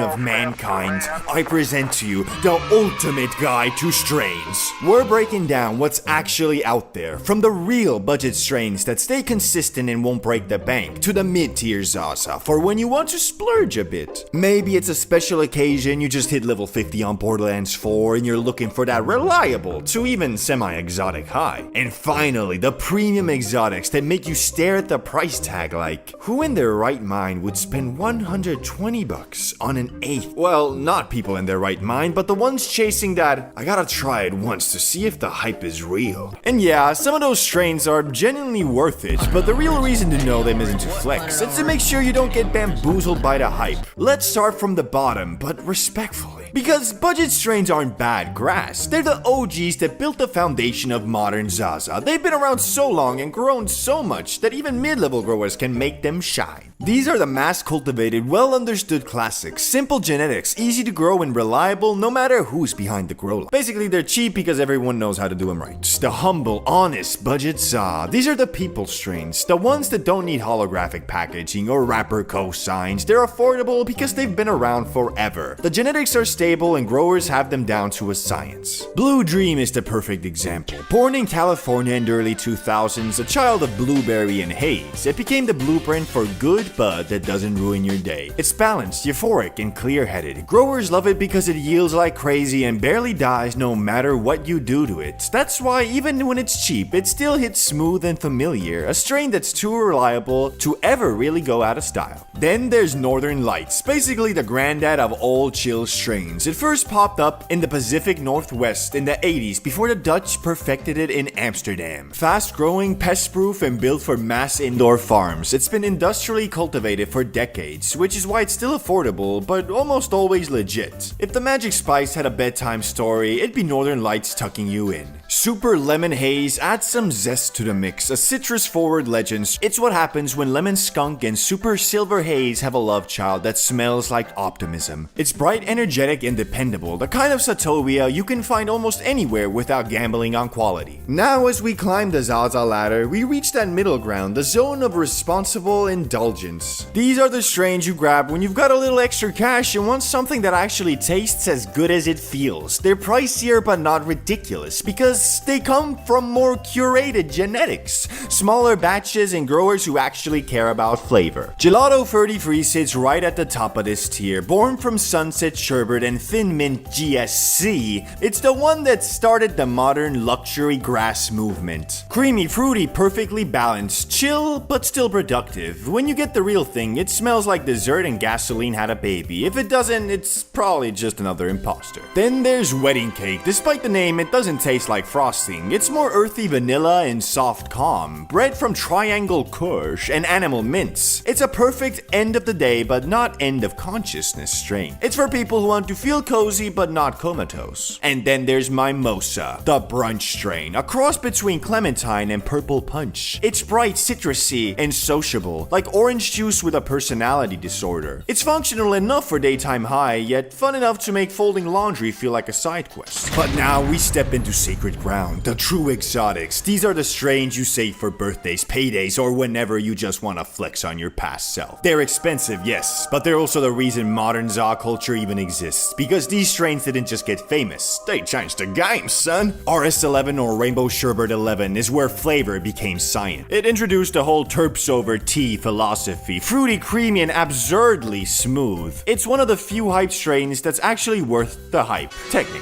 The real cuts are so tightly controlled that fake RS11 almost always outsells the genuine article, because the real one never stays on shelves. Then there's Skittles, the original candy strain. If it smells like a fruit aisle in heaven, you found the real thing. If it smells like lawn clippings, congratulations, you've just been scanned by a marketing major. And finally, Lemon Cherry Gelato, the modern hype king. Every plug claims to have it, most don't. The authentic version bred by Backpack Boys and 5 Points hits with a perfect mix of sweetness, cream, and citrus. Uplifting, euphoric, but without the anxiety spikes. It's potent but balanced. Indulgent but smooth. See it for under $50? That's not a deal. That's mid in designer cosplay. And there you have it, your foundational strain knowledge unlocked. You now know which names actually mean something, which ones are safe bets for each budget, and how to spot a clout chaser holding a mislabeled eighth of Skittles like it's the holy grail. $90.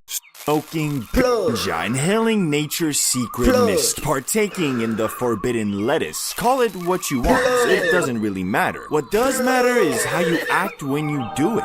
And not just how you act in the moment, but your mindset toward the Za in general. Because after about 3 years of being a self-appointed Zaza scientist, I've started to notice something. Your relationship with the Lord's Loud is often just a reflection of your overall personality. Are you a binge toker, a controlled, consistent explorer, or are you the guy who only really enjoys being faded when everyone else around him is also faded? There's a lot to unpack here, so let's just start this off properly with the unwinder. The unwinder is a type of lettuce enjoyer who uses the grass to, well, unwind. And I don't just mean he tokes up at night after work. His entire mindset toward the lettuce is basically flipping a switch in your brain that activates chill mode. Whether he's alone or with friends, he's almost always down for whatever, as long as it doesn't involve interrupting his chill.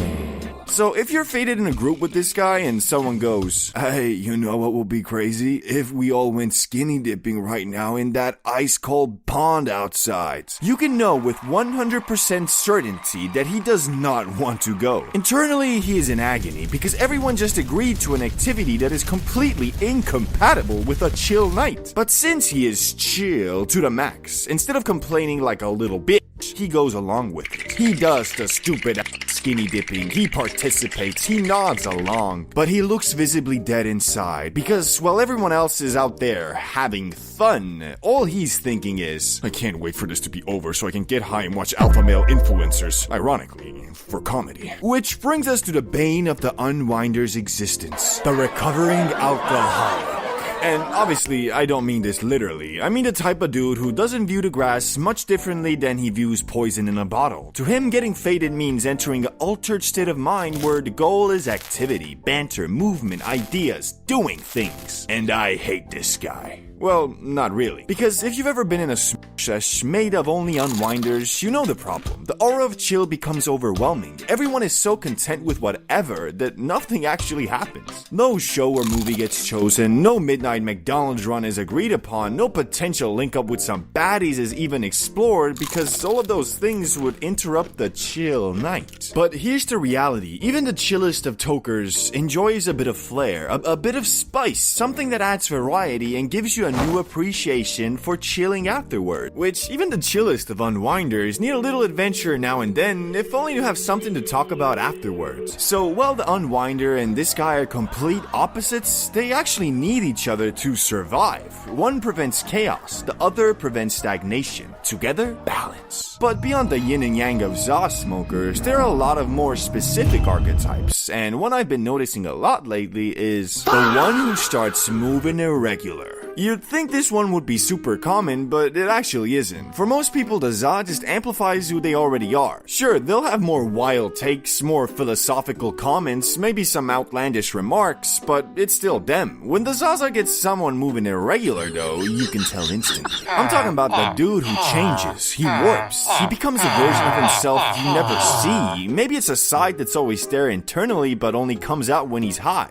Who knows? A lot of these people start talking. And I mean talking. They laugh at everything, every thought gets externalized, and depending on the situation, they become a lot to manage. As a proud unwinder, it's always wild to watch someone smoke up and then act like they just did a line in the bathroom. It feels like they're saying everything that pops into their head, sometimes in a way that makes holding a conversation borderline impossible. And holding a convo while high is already hard enough without someone interrupting every 5 seconds. That said, I try not to be a D about it, because it reminds me of the days when I'd smoke a bowl and feel like I just entered a completely different universe. And also because usually these dudes don't smoke that often, and telling someone to talk less while they're high is one of the fastest ways to absolutely murder their vibe. When you're high, you just want to say what's on your mind, and I respect that. I just wish there was a slight verbal filter involved, for the sake of being able to talk about one subject for longer than 10 seconds. Which, quite ironically, this guy also has an exact opposite.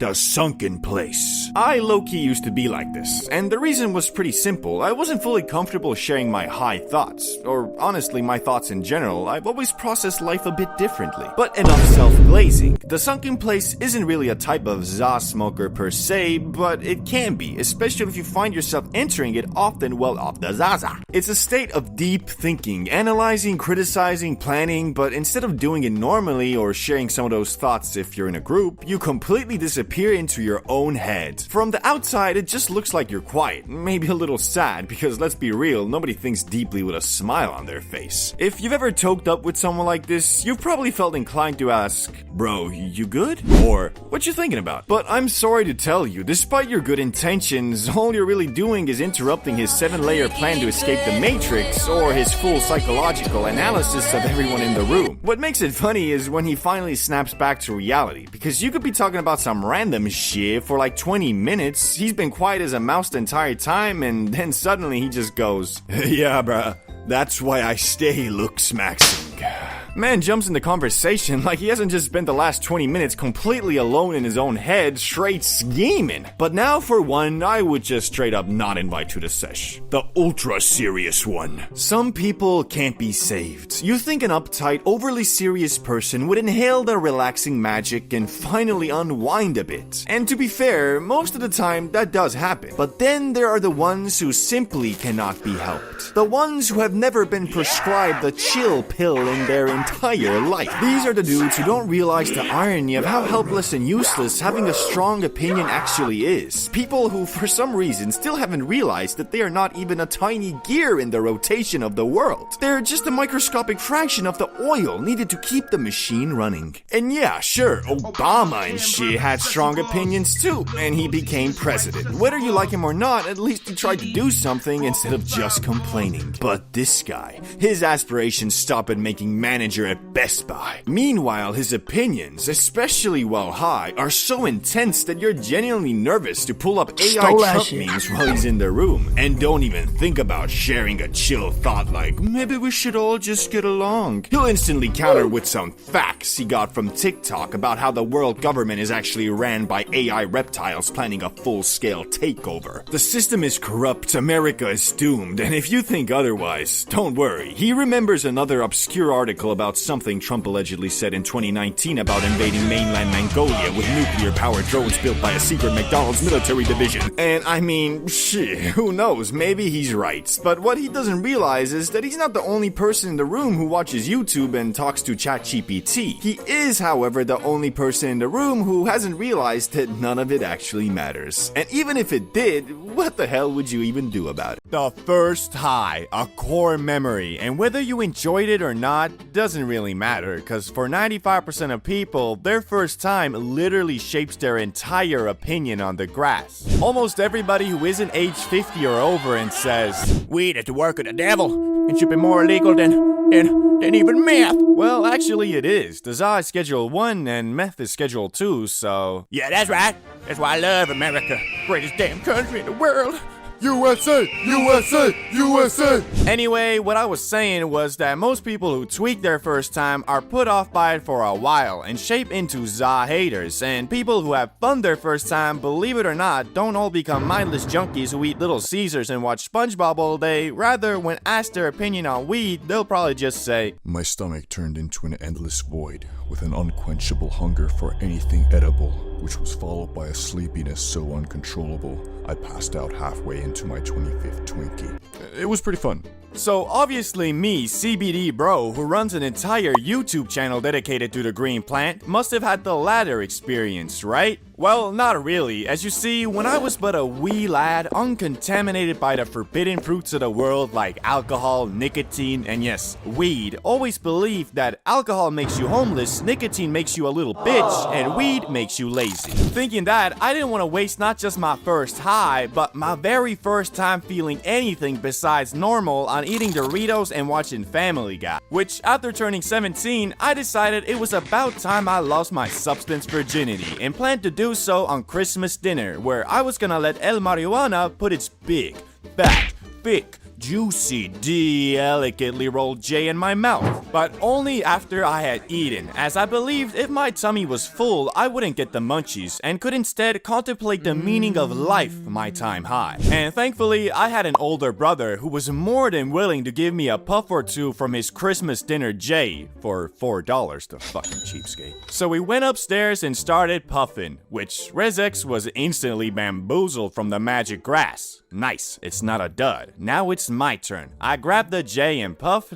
until I could puff no more, and the result was I didn't feel a damn thing. Still had to pay the $4 though. Fucking bullshit. Anyway, as we went through the day, I got increasingly more jealous of my brother, who by his words was fried AF. I was beginning to think maybe I'm immune to getting high, which after telling my brother this theory, he concluded that I'm stupid and just didn't inhale the za in my lungs, and so generously told me to follow him upstairs where he gave me a couple more puffs. For an extra $4, the damn venture capitalist. As I was smoking away, keeping in mind to inhale it all the way down to my lungs, I still wasn't feeling anything, and my hopes of getting fried AF were beginning to look more like a distant dream. When I finished puffing, I sat down at the computer to look at some of those watch while high videos, and my brother asked me, "So, do you feel anything now?" No, I don't.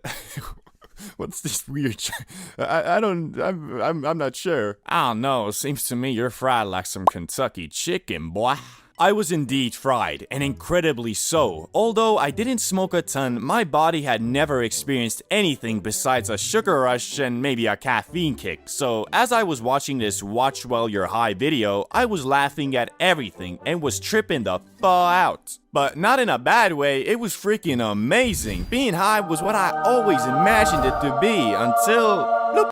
I'm sober again. Yeah, you heard right. My first high lasted like 30 seconds, and in an instant, I was back to normal, which I don't know why. Even to this day, when I tell people about this, nobody can relate because no one has experienced this phenomenon. But since I'm a scientist, I have developed a super duper concrete theory backed by quantum mechanics and the late great Stephen Hawking on my experience, and overall the reason why a lot of people who smoke their first time don't feel anything. I theorize that all humans have a natural block against foreign substances, a wall per se, and when an individual inhales za, the particles act kind of like micromissiles targeting your cannabinoid receptors. For the people whose defensive wall is strong enough, it will stop all perpetrators attempting to infiltrate your brain. But this wall isn't regeneratable, so if the micromissiles fail to get you fried at first, the next time they'll have an easier time against your already damaged wall of defense. Now, I bet you're thinking to yourself, this mofo been smoking too much of that Einstein pack. And to you, I say maybe, but also I have practical proof of this theory. I used to be a pro baller, and one day me and a couple hooper friends who all have great immune systems and therefore probably good za defensive walls decided to smoke up, and to my buddies, it was their first time. Once we lit the J and passed it around, I made sure to tell everybody to inhale the smoke in their lungs, which I'm pretty sure they all did, but still, I was the only one who got high, cause it wasn't my first time. But when I smoked up with some of my non-athlete first-timer friends, they all got high like normal. So, conclusion, defensive za wall is a real thing and I stand by my theory. Anyway, although that was my first time feeling high, I wouldn't call it my first high because it only lasted for half a minute. My first real high experience was something even more memorable and etched to my brain until I die. A couple weeks after the last incident, me and Riz X decided it was about damn time I actually felt the true love and touch of the Mary Jane. And this time, instead of having only scraps of za, we bought a whole gram to hopefully destroy my highly speculative za wall. I think it's real. Also, at this time, we were obsessed with freestyle rapping, so we decided the plan of action was to smoke up, eat candy, and rap battle to copyright-free beats while recording it so we could listen to our unreleased tracks in the morning. Since our parents were away for the night, we got the whole apartment to ourselves and planned on rolling 2 J's, both containing 0.5 G's. Since we were petrified at the thought of getting caught blazing, instead of being sensible and smoking the J's near a window and just blowing the smoke out, we put our jackets on and walked 500 feet away from the apartment to light up, just to be sure that there wouldn't even be a microfiber of evidence that we were smoking the devil's lettuce. As we were consuming the J, all I could hope for was that this time I wouldn't just get a limited free trial, but the actual full version. But alas, when we finished puffing the J, I again felt nothing, or at least that's what I thought, cause as we arrived back home, I finally realized that, so you feeling it?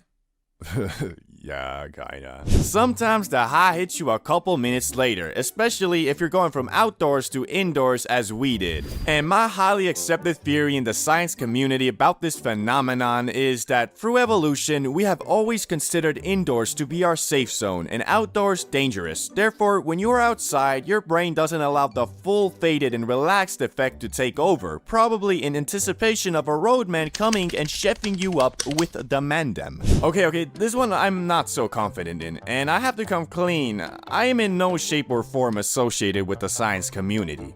Yet. Anyway, now that we were high and in the living room, we started putting on some beats and freestyling, and to this day, I have yet to replicate the skill and precision of my flow that high. It's hard to explain, but nowadays, I can't rap for shit. I mean, I'll spit one line and be like, yo, I've been getting money making racks, cause you know I flip them packs.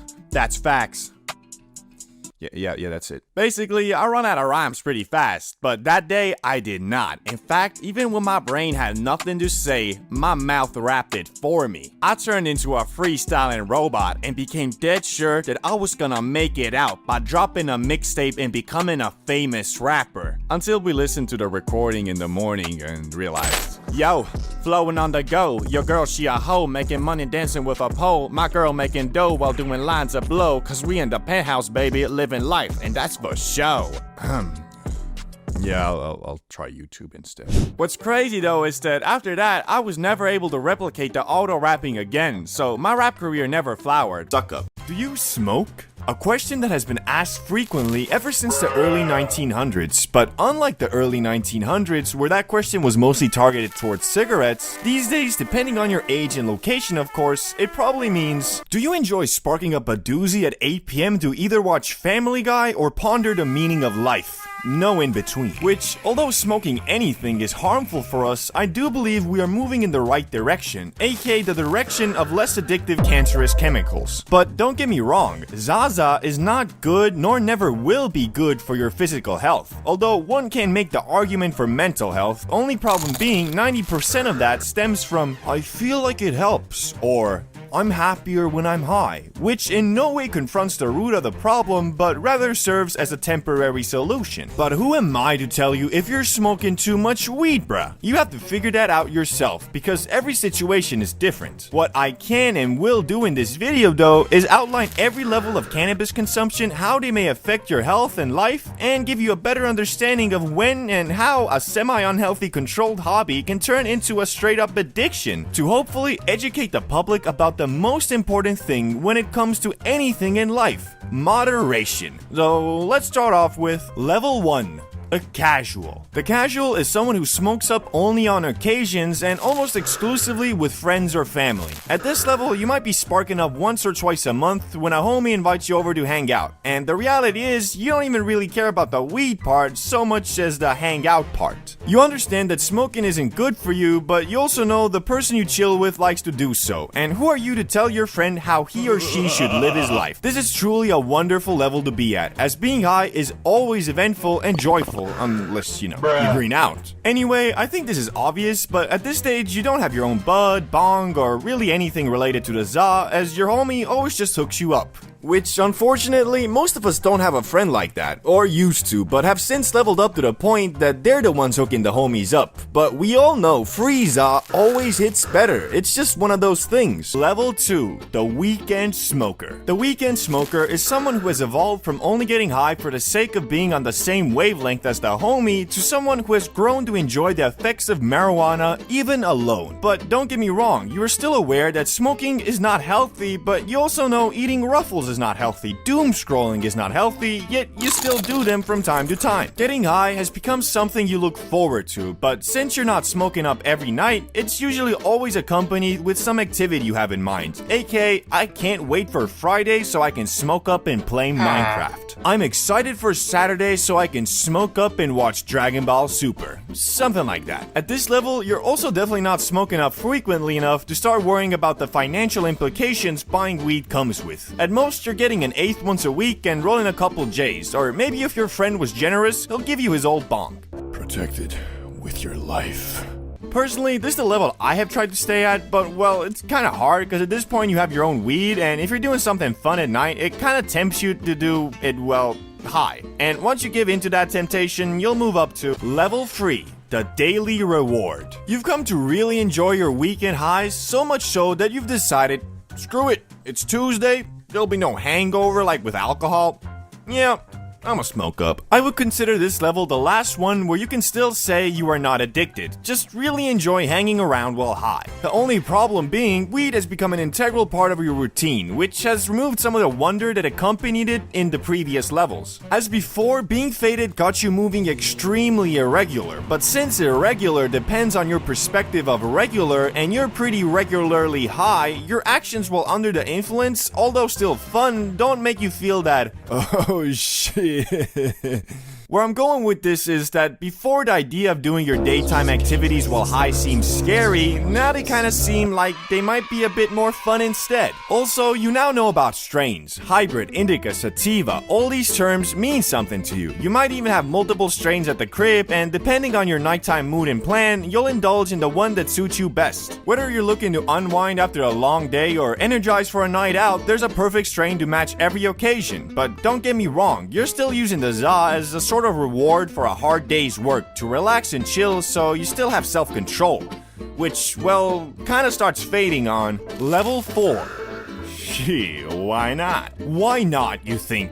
I ain't really got nothing much to do anyway, I'll just do a quick rip and make it more enjoyable. Getting high during the day can be a slippery slope, cause once you do, you'll realize that, wow, this is kind of fun. And so you might start dedicating your sativa stash to your daytime adventures, but there is a catch, a rather steep price you must pay when you reach this level. Because you are now high during the day, smoking up at night loses that reward factor it used to have. You're slowly getting to the point where the feeling of normality is being faded, and due to that, getting high at the end of your day is just standard procedure, not your special fun time, if you get what I'm saying. Another huge difference that comes at this level is of course your tolerance, which has gone way up along with your money spent on weed. And to counteract those, you have had to start buying in bulk. So instead of eighths, you now have ounces. But holding so much bud is a double-edged sword, as having over an ounce available at any given time also messes with your sense of how much you're actually smoking. Whereas one full bowl of bud taken from a grinded eighth visibly decreases the amount you have left, a full bowl taken from a grinded ounce seems like nothing. Which all of these things compound, kind of like the stock market. You're taking bigger and bigger hits each day, which most people would start to realize that at this point, it's kind of hard to label your Zaza destruction as a controlled hobby when you're not just high during your night goblin time, but also your daytime, and start lowering your consumption. But if you are not most people and still believe that you are in control, you'll move on to level 5.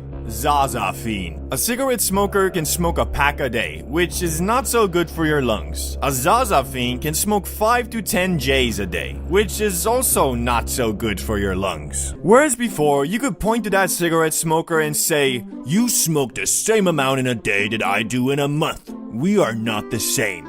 Now you point at him and he points right back, which kinda sucks, not gonna lie. Being high has completely lost its wonder. It's more a monthly subscription to live your life normally and be in an alright mood now. You'll start to notice you got a bit of a cough. You got some stuck at the back of your throat pretty often, and you also can't remember what you did 2 days ago and beyond. "Oh no, I was high as balls," you say jokingly, holding back your tears, because the reality is you weren't high as balls. You smoked a lot of weed, yes, but you weren't all that high, just normal high. Although you can't really get physically addicted to weed, you absolutely can mentally. "I can quit at any time," you might think, and you could maybe, but oh boy, it will not be easy. Wanna play a game? Gotta get high. Wanna watch a movie? Gotta get high. Need to go to the store? Might as well get high. Everything is done high. Your lungs have not gotten a break to cleanse themselves, and your brain has not gotten a break either. In fact, it has gotten so used to being high, it feels pretty shitty without it. We could talk about your tolerance, but well, you probably know where that's at. On that maxed out endgame plus level. Personally, I've only ever gotten this far once, back when I was in high school and it was summer break, because I learned pretty quick that, well, it's by far the worst level to be at. You're smoking an insane amount, sometimes even back-to-back bong rips, but the feeling you get from it is not even that fun. On top of that, you're spending an unholy amount of money on bud. I mean, it's gotten so bad, your monthly Zaza costs might literally exceed your grocery budget. Got you setting aside half your paycheck just so you can feel okay. Might be time for a tea break, don't you think? All these levels are supposed to just give you a reference to where you're at, and the reality is you'll probably be bouncing around them, not stick to one forever. I usually try to keep my consumption on level 2 or 3, but that doesn't mean I don't dabble with the 4th level from time to time when, like, I don't know, a new Monster Hunter game comes out and I want to fully immerse myself in its world by getting an ounce of Zaza, locking myself in my gaming dungeon and going into goblin mode for a week. Just whatever you do, don't ever get to the last level. There's literally nothing positive about that place. Key takeaway, moderation is your best friend. Greening out or getting too high is the worst thing that can happen when inhaling that freshly cut grass. If you have a sudden emergency or miscalculate the size of the portion, things can turn south real quick. One moment, you're chilling in your room having the time of your life playing Minecraft or some shit. Next thing you know, the green forcefully teleports your brain into a realm filled with the demons of your nightmares. And once the grass pushes you over that border, it ain't no easy task to get back to Yodi land. But not to worry, for D who masters the green out, masters the universe. Okay, well that's kind of an overstatement, but nah, for real. If you want to learn how to never green out again, then you're in the right place. Cause being that I do have a PhD in spliff rolling, a master's degree in avoiding bad trips, and a bachelor's in high thoughts, I am more than qualified to teach you the ways of the Za. First things first, what are the symptoms of feeling too high? Well, the Cambridge Dictionary describes greening out as greening out is a term described as being so goddamn high that you start tweaking like a schizophrenic that hasn't taken his pills for a week. The symptoms of this state include dry mouth, anxiety, paranoia, thinking of that one time you should have done that one thing a little bit differently, etc. As we can see, greening out is obviously not a pleasurable experience, and to know how to counteract this phenomenon, we must analyze the 3 main types of greenouts. Number 1. The pure Kush coma greenout. Starting with the good old Kush coma. Being one of the most commonly occurring greenouts, it can be caused by many factors like overestimating your tolerance, smoking an unexpectedly strong strain, or the one I have seen the most, not correctly gauging the situation and how much fatedness it requires/allows. So let's say you're gonna be going over to a small little function with a couple of your buddies. Now, if the goal of said function isn't to all unifiedly test the boundaries of high, then I wouldn't recommend hogging the spliff in the rotation for too long, cause you best believe when everyone is chatting and having a good time and you're just laying on the couch like a sloth, you'll be wishing that you were a little bit more generous in the prior rotation. Plus, the guy who falls asleep first is always the one who gets clowned on, so yeah. Hey, remember that cursed movie you watched as a kid? Yeah, that was stupid. Yeah, it was. But you're enjoying this Zaza too much lately, so I'm just gonna make your brain think that it was real, so you get real spooked and can't sleep all night. That cool? What? No! Okay, bye. So, as you can... Anyway, let's move on to the last and rarest one. Number 3. The situational greenout. Even though this one doesn't happen often because most people who decide to get faded into Universe 7 plan out a safe area where they can enjoy the grass in comfort. All that being said, however well you plan, there is always the chance of an urgent mission popping up. And I mean, what can you really do when, I don't know, your homie's about to be jumped by a ragtag bunch of 13-year-old UK roadmen? The only correct answer is you gotta get your baked ass up from that couch you've melded with, pull up on the situation, and handle it like a man. Could you guys stop calling my friend the waste man, whatever that means? Man, shut up, blood, before you get chinged by the mandem, plotty waste man in it. What? I'm not a waste man, okay? And I can see we're not getting anywhere, so I'm gonna go now. Ching him up. Okay, well, you're probably not gonna be in situations exactly like that, but you get what I mean. Now that we've learned about all the types of greenouts, how do we counteract them? Well, if I'm gonna be honest with you guys, I don't have that master's degree in avoiding bad trips, although the spliff rolling one was not a lie, and therefore I did nothing wrong.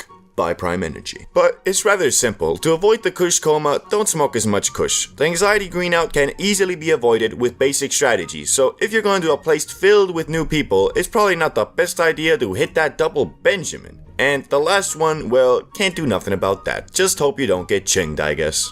smoke weed every day. To some, this is their mantra, and to others, it is just something they said in 4th grade to sound cool, along with, of course, getting money. But did you know, smoking weed isn't just some 21st century trend where after COVID everyone just realized, man, this sucks.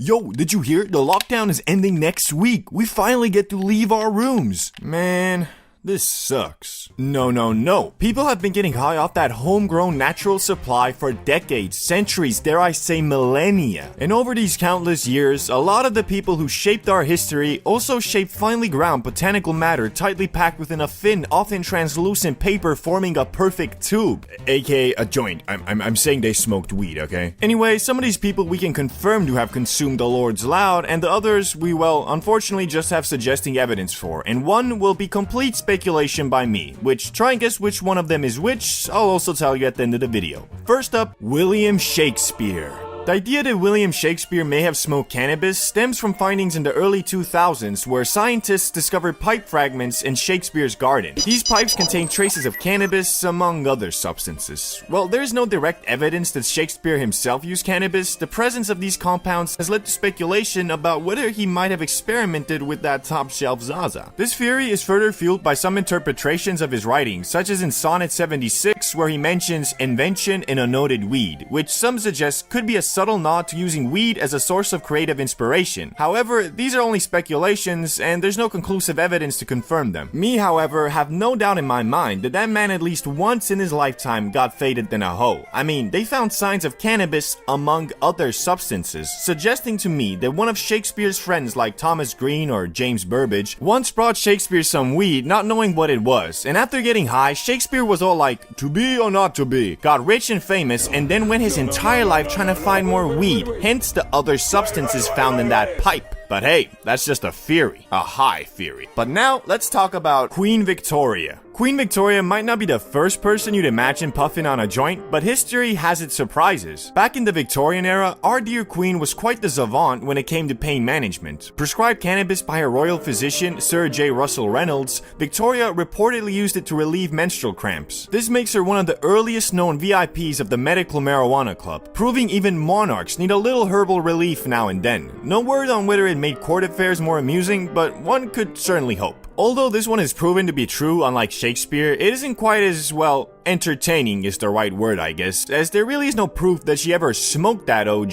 just put a few drops under her tongue. Did she ever have the munchies? Did she ever get intentionally high before, let's say, a play to make it more enjoyable? I guess we'll never know. One can only ponder about the royal rotation. George Washington. The $1 bill, America's first president and perhaps its first agricultural innovator in the realm of hemp. In his days, tending to the vast fields of Mount Vernon, Washington got quite savvy with his crops, particularly hemp, which was used primarily for industrial purposes like making ropes and fabrics. But here's a little historical nugget. Washington wrote about separating male from female hemp plants. Now, to the untrained eye, this might just seem like good old farming, but those in the know might wink at the idea that George was onto something more recreational. I mean, why else fuss over female plants known for their higher THC content? Well, there's no smoking gun, or smoking pipe as it were, to prove he partook himself. It does raise eyebrows, and maybe even a few smiles at the thought of the father of his country partaking in a bit of the herb. Of course, there are some other reasons why George could have wanted to separate female plants from male ones, but I just can't imagine being so into weed farming and not even once being curious enough to smoke it. Can you? Probably not. So conclusion, I think he smoked. You think he smoked?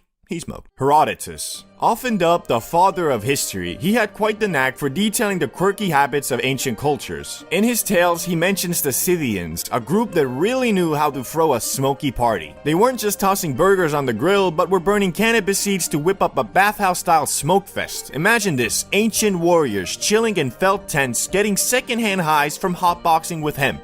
Which leads us to Alexander the Great. Some cultures around his empire used cannabis, such as the Scythians, who, as I mentioned earlier, Herodotus noted used it in steam baths. However, there are no records or indications that Alexander himself used cannabis. His conquest did bring him into contact with many different peoples and cultures, so it's likely he was aware of various herbal practices. However, connecting him directly to cannabis use is, well, fight on!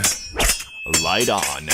Unlikely. Louis Armstrong. The jazz virtuoso with a trumpet and a grin as wide as the Mississippi had a special relationship with gauge, his preferred term for marijuana. Armstrong wasn't just casual about his cannabis. He considered it essential to his music and well-being. He famously said that it made him feel good, didn't make him mad, and that he couldn't forget it even if he tried. So integral was marijuana to his routine that he wrote to President Eisenhower advocating for its legalization. We always looked at pot as a sort of medicine, a cheap drunk, and with much better thoughts than one that's full of liquor. Wise words if I do say so myself. For Armstrong, weed was a part of the jazz lifestyle, keeping him cool in the face of the era's hot prejudices and even hotter jazz clubs.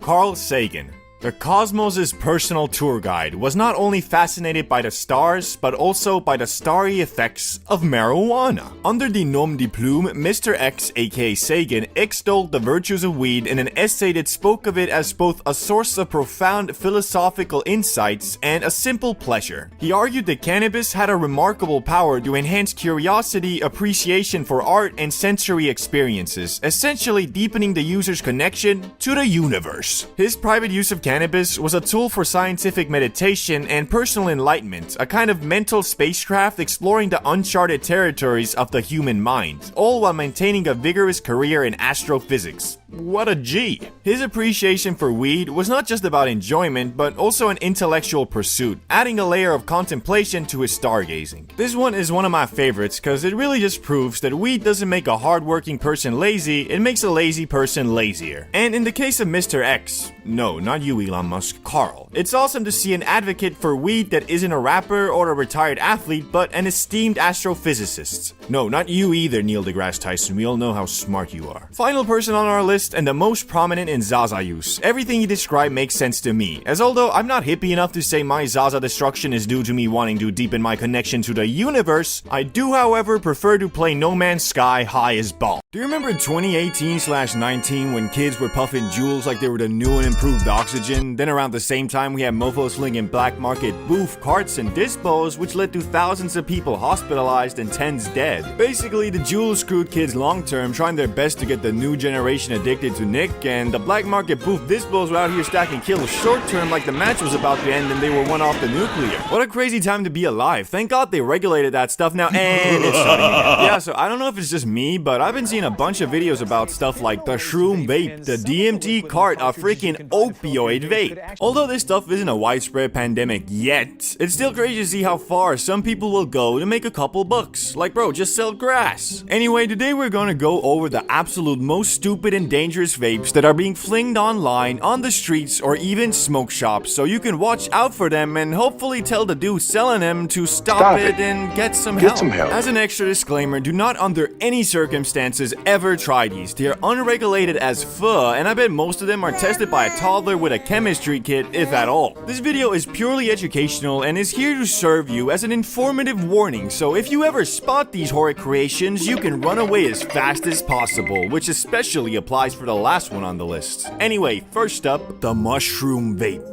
I, along with over 1 million people, learned about the shroom vape from a scientist called Goblin, who made a video about it where he even tested it and analyzed the lab test results, where the conclusion was that it's filled with a bunch of random substances and definitely not a mushroom vape. That's because the active compound in mushrooms, psilocybin, that makes you high, literally cannot be consumed from a vape, as psilocybin breaks down when heated. So what exactly are you smoking when using the shroom vape? Well, who knows? It should be 4-ASO-DMT, a lab-made cousin of shrooms, which turns into psilocin in your body, or something entirely different. Could be DMT, could be sadness in liquid form, you just don't know, and the creators of the thing are probably as clueless as the consumer. And although when Goblin tried it, he didn't feel anything besides a minor head rush, you might not be as lucky. Because of how ratchet these things are, I can't rule out the possibility that you might smoke it once, feel nothing, then pass it to your friend who takes one puff and gets psychosis for a month. We just don't know, which is why I made this list. You're basically trusting some rinky-dinky home chemist with something as complicated as your brain's chemistry. Absolute best case, you get something similar to a mushroom trip. Likely case, you feel nothing, and worst case, you're brain dead. So if you ever see a shroom vape in your local smoke shop, make sure you ask the clerk what's in it, and if he says mushrooms, you know he is a liar and kind of a scumbag. Find a new spot. Next one is probably the least dangerous one on the list, like long term, but short term, it's a bit too convenient for what it does, and oh boy, it does a lot. It is the the DMT vape.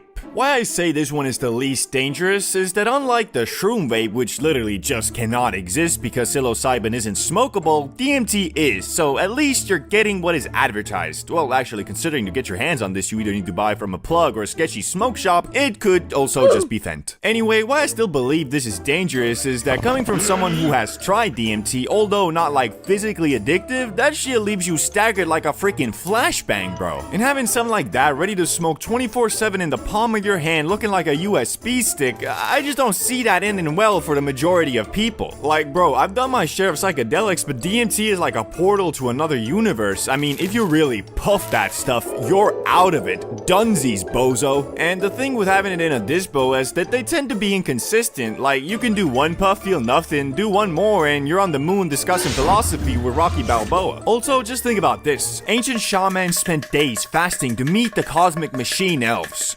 You met them while sitting on your toilet scrolling TikTok. Kinda defeats the whole purpose of the stuff if you ask me. But well, if you're getting it from a trusted source, at least you can comfort in the fact that you're not smoking some Breaking Bad science experiment like with the shroom vape. Anyway, there's still 2 insane and dangerous vapes left, and they're gonna get really messed up from here, bro. So get ready to be baffled at the dark side of capitalism with the ketamine vape, or K-Pods. Don't get K-Pods mixed up with K-pop. One is a schedule-free anesthetic abused by many to feel numb, detached, and probably listen to some weird-ass music. And K-pop, well, you know what K-pop is. Anyway, I don't think I have to explain to you why having a ketamine vape is not a good thing, as most people, including myself, are instantly put off by a drug that's main way of digestion is snorting it into your nose, which, unless you live in Wall Street, is the first sign of becoming a drug fiend. But with the invention of the K-Pod, or ketamine vape, we have made the barrier of entry much easier. I know my dumb teen self would have maybe even considered trying this stuff if I knew I could just inhale it from a vape. Which is all the reason I need to put it on the list. Like, what's next? The crack pen? The Molly cart? The heroin juice? Probably shouldn't have said that. I'm already imagining the seller of one of these things having this notebook out like, he said crack pen?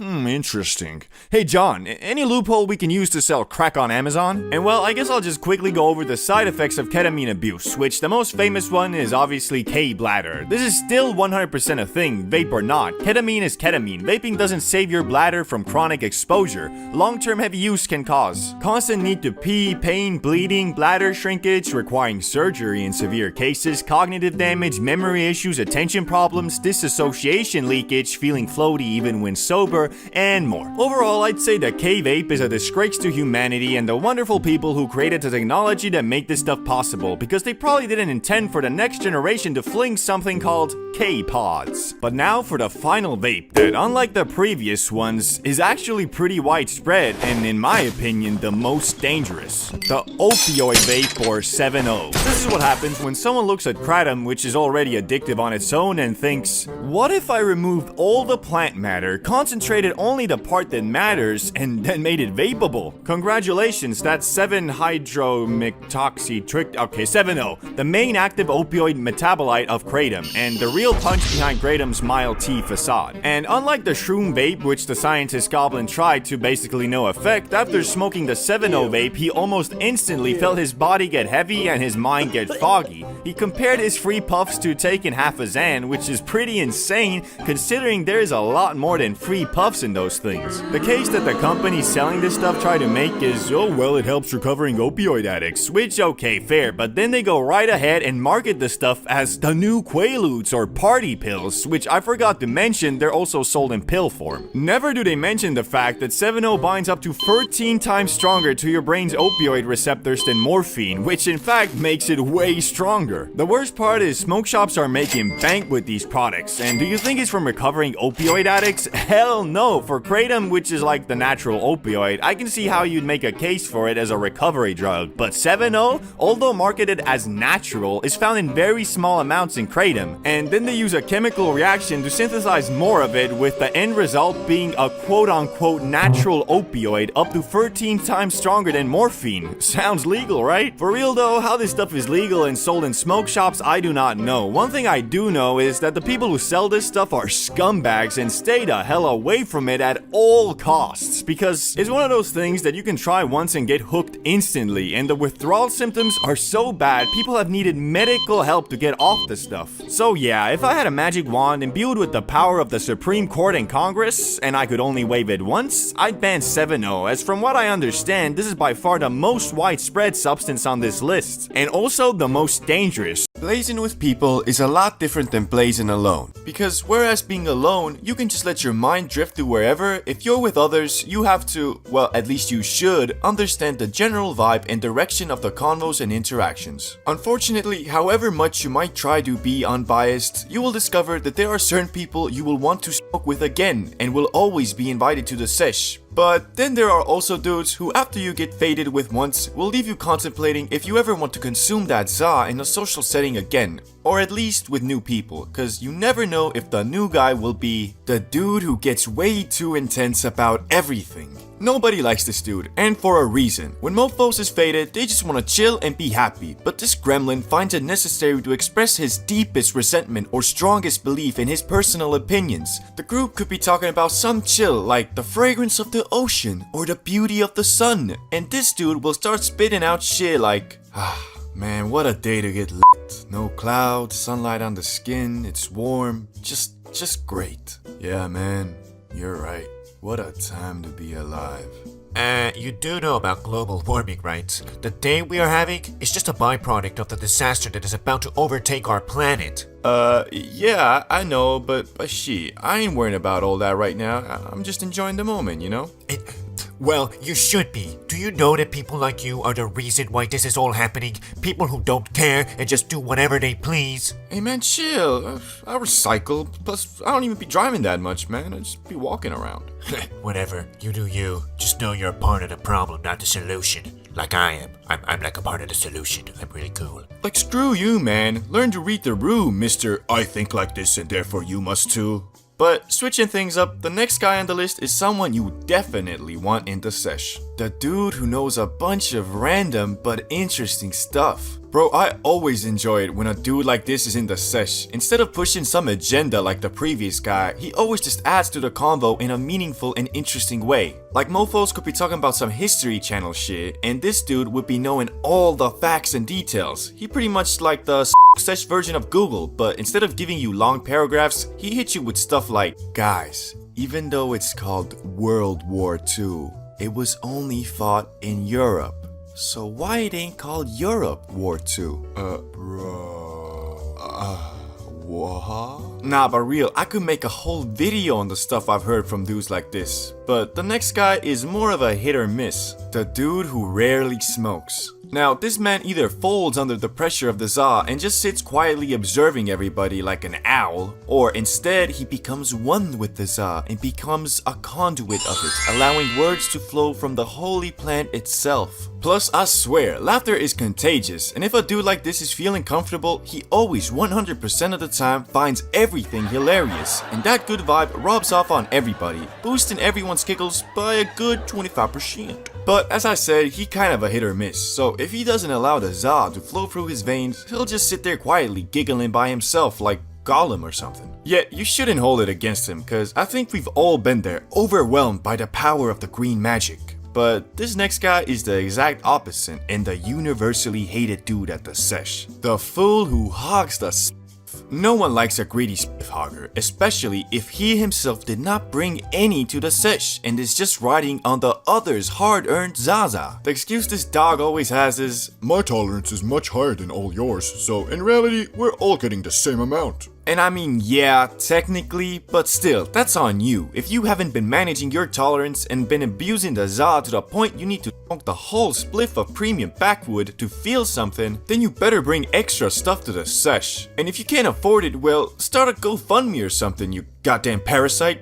Shit's pissing me off just thinking about it. But this next guy definitely won't piss you off. In fact, when this dude is rumored to be at the sesh, it's always a must-go. I'm talking, of course, about the plug. Now, you might be wondering, why is this guy so great? Why is it a must-go when he is at the sesh? Well, the answer to that is, he is the plug, and therefore has a shitload of Zaza, and the best part being, it's usually all free. Bro, I've smoked with the plug many times, and they always bust out that exotic stuff for everybody to enjoy. And honestly, that's just a part of it, because this guy knows a lot about the magic green plant, and I swear, the best thing to talk about when high is Zaza, how it's grown, the differences in strains, the differences in effects. It all becomes 200% more interesting when you blazed. And on top of all that, you know for 100% sure that this dude will never freak out nor ruin the group's vibe because he got too high. Shit, my man might freak out for not being high enough. There are so many, but don't get it twisted. Just cause something is a drug doesn't automatically mean it was meant to be consumed in the dirty stalls of nightclub bathrooms. Even most of the substances that do fall into that category were never intentionally designed for it. Take one of the most famous magic powders, for example, cocaine. Like many other potential life-destroying addictions, Coco Loco didn't mean any harm. In fact, I bet when Albert Neiman isolated coke from cocoa leaves in 1860, he had no idea he was setting the stage for future South American entrepreneurs to thrive. It was actually first used as an anesthetic by dentists and surgeons. But over the next 150 years, it morphed into what we know today. Coco Loco was praised as a miracle drug for fatigue, depression, and even toothaches. It was a common ingredient in tonics, elixirs, and yes, Coca-Cola. Sigmund Freud, the famed neurologist, was one of its biggest advocates, calling it a magical substance and even prescribing it to his friends and patients. Unfortunately, Freud later regretted his enthusiasm when he realized the drug's ultra-addictive properties, particularly after seeing his friend Ernst von Fleischli-Marxoff develop a severe coke addiction. But hey, what you gonna do?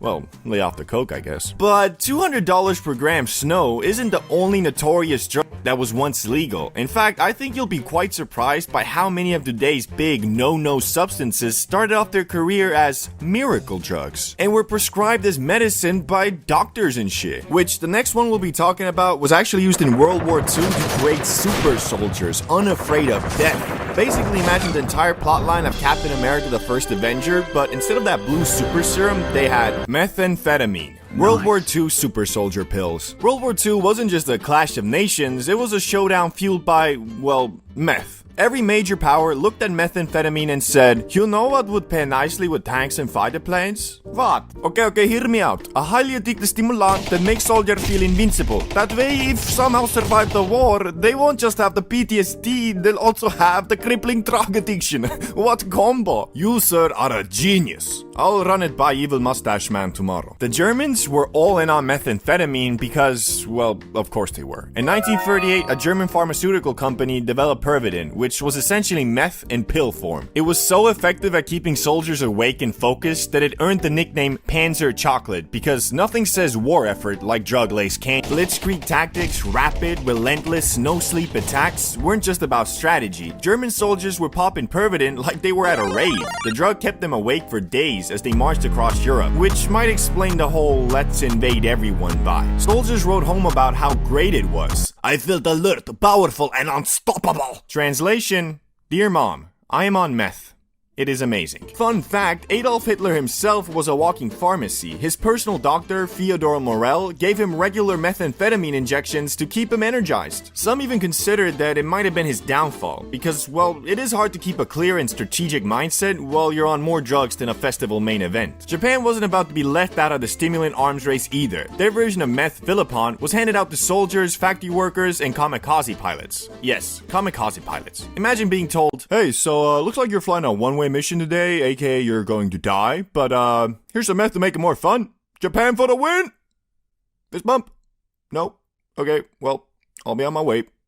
Handing out more meth. The Allies weren't innocent in this drug-fueled war either. Well, they didn't have Pervitin, they had Benzedrine, an amphetamine that was basically meth's slightly less chaotic cousin. British and American troops popped these pep pills to stay awake during long bombing raids and grueling marches. British Royal Air Force pilots used Benzedrine to stay awake during night raids. Some of them were so wired that after bombing German cities, they'd come back, clean their planes, and write detailed mission reports in cursive. Side effects? Well, a few pilots became so overconfident they ignored orders, which is probably not ideal when you're flying a plane full of explosives. By the end of World War II, methamphetamine had carved out a reputation as both a war hero and a total disaster. Sure, it helped soldiers stay awake, march faster, and bomb better, but it also turned them into jittery, paranoid wrecks. Post-war, many soldiers came home with what we might call battlefield meth habits. Nothing like trying to adjust to civilian life while also coming down from a 3-year stimulant bender, eh? Which makes me wonder, what if instead of meth being the substance of choice in World War II, everybody was just smoking the Lord's loud? We must invade everyone.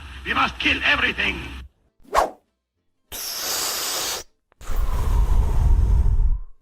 Perhaps we should just call this bullshit off. But the thing with smoking anything regularly is that eventually your body is gonna feel it. Coughing, mucus, lower stamina, these are all things that can come from too much loud in your lungs, bruh. This next drug might be even more well known and its history even weirder, and that is MDMA. From lab coat to dance floor. First off, MDMA wasn't created for partying. Oh no. It was born in 1912 in the lab of a German pharmaceutical company called Merck. The chemist behind it, Anton Kurlisch, wasn't really trying to invent a drug that makes people hug strangers at music festivals. He was working on an entirely different problem, synthesizing medications to stop excessive bleeding. MDMA was just a random byproduct in this quest. It was an accident, which is somehow the most MDMA thing ever. Did Merck realize they'd accidentally created a future rave drug? No, not at all. They didn't even test MDMA on humans. Instead, they filed it away under meh, not important. It was just another molecule on a long list of maybe useful someday compounds. Fast forward to the 1950s when the US military and the CIA were doing some totally normal Cold War things, like trying to figure out how to use drugs for mind control, aka MK Ultra. MDMA caught their eye as a potential tool for interrogations because, nothing screams top-notch spycraft like dosing people with a chemical that makes them feel euphoric and want to talk about their feelings. Did it work? Not really. Turns out making someone feel like they're floating on a cloud doesn't exactly make them spill state secrets. It'd probably make them say things like, I feel like we should all just get along. Not exactly espionage gold. The 1970s rolled around and MDA finally found its groove, not as a party drug, but as a psychotherapy aid. Therapists rediscovered the compound and started using it in sessions to help patients open up emotionally. Why spend years breaking down emotional walls when you could just take MDMA and bulldoze through them in one afternoon? Like all good things, MDMA's peaceful little therapy bubble couldn't last. The drug escaped from the therapist's office and somehow landed in the hands of partygoers. By the 1980s, MDMA had become the ultimate nightclub companion. In classic marketing genius, someone decided that MDMA didn't sound cool enough for the club scene, so they rebranded it as ecstasy. Boom! Instant hit. By the mid-80s, ecstasy was everywhere. Raves, dance floors, house parties, you name it. People loved the euphoric high, the amplified sense of connection, and let's be honest, the way it made techno music sound like the voice of God. Naturally, this didn't sit well with the authorities. By 1985, the US government officially classified MDMA as a Schedule I drug, meaning it was deemed highly addictive with no medical use. Despite being banned, MDMA didn't just vanish, it continued thriving in underground scenes and became a staple of rave culture. Meanwhile, researchers never gave up on its potential for therapy. In recent years, it's had a bit of a comeback, this time as a possible treatment for PTSD, anxiety, and depression. Studies are showing that MDMA-assisted therapy is shockingly effective, especially for people with severe PTSD. It turns out the same drug that makes people hug strangers at Burning Man can also help veterans confront their darkest memories. Talk about range. But staying on the topic of MK Ultra and the government's attempts at mind control, there's another drug that caught their eye, and that is LSD. The story of LSD begins in 1938 with a Swiss chemist named Albert Hofmann, who worked for the pharmaceutical company Sandoz. Hofmann was tinkering with compounds derived from ergot, a fungus that grows on rye and other grains. His goal was to develop a stimulant for respiratory and circulatory systems. Instead, he accidentally created a psychedelic ticket to another dimension. Classic mix-up. When he first synthesized LSD, it didn't seem particularly interesting, so he shelved it for 5 years. In 1943 though, Hofmann revisited the compound, and while working with it, he accidentally absorbed a tiny amount through his skin. This led to the world's first acid trip, which Hofmann described as unusual shapes with intense kaleidoscopic play of colors. Which, I wish he had used an easier word to describe it, so I wouldn't have to Google its pronunciation. Kaleidoscopic. A few days after his accidental exposure, Hoffman decided to take 250 micrograms of LSD to see what it could do. Spoiler, this was way too much for our first trip. Soon after, he realized he was extremely high and decided to bike home, thus creating Bicycle Day, the unofficial holiday for LSD enthusiasts. Hoffman described it as a state of dreamlike euphoria mixed with terror. Everything around him warped and shifted. He thought his neighbor was a witch, his furniture was threatening him, and the walls were melting. Fun! And yet, Hoffman still considered it a fascinating and valuable experience. That's commitment to science right there. By the 1950s, LSD wasn't just a curiosity, it became a promising tool for psychiatry. Sandoz marketed it as Delicid and sent samples to psychiatrists and researchers worldwide. Therapists believed LSD could help patients confront repressed trauma, treat alcoholism, and even boost creativity. It made people talk. A lot. Patients would have emotional breakthroughs, experience vivid memories, and feel like they were seeing the truth of the universe. Therapists thought they had found the ultimate shortcut to inner peace. A notable success found by researchers was that LSD could help alcoholics quit drinking, with some claiming they experienced a spiritual awakening during their trips. It was like AA, but with rainbows and fractals. As with most cool things in the 20th century, the US government took one look at LSD and thought, how can we weaponize this? Enter MK Ultra, the CIA's infamous mind control project. LSD became the drug of choice for experiments and unwitting subjects. The CIA thought LSD could be used to brainwash people, extract secrets, or turn spies into super suggestible puppets. Apparently no one told them that acid mostly makes people want to stare at the ceiling and listen to music. Awkward. Anyway, the reality was that the experiments were a mess. Subjects, often unaware they'd been dosed, experienced paranoia, hallucinations, and existential crises. Turns out slipping LSD into someone's coffee isn't the best way to create a super spy. Who knew? By the 1960s, LSD had escaped the lab and landed squarely in the hands of counterculture pioneers. Enter Timothy Leary, the Harvard psychologist turned acid evangelist. Leary's mantra, turn on, tune in, drop out, became the rallying cry for a generation of hippies exploring their consciousness. By the late 1960s, though, LSD's reputation had gone from therapeutic miracle to moral panic. Stories of bad trips, psychotic breaks, and people thinking they could fly, hint they couldn't, spread like wildfire. Governments around the world scrambled to ban LSD, labeling it as dangerous and addictive, despite there being little evidence to support either claim. In 1970, the US classified LSD as a Schedule I drug, making it illegal for any use, even research. The summer of love was over, and the war on drugs was in full swing. Laying off the za, taking a break, letting your body recalibrate back to life without funny little brain receptor ticklers. Truly a difficult time for us lettuce enjoyers, but unfortunately, it's a challenge we must all face every once in a while. To uphold the good name of the magic green plants, and to prove the blasphemy wrong. Oh, you say grass isn't addictive, yet you do it every day. Sounds like a closet addiction.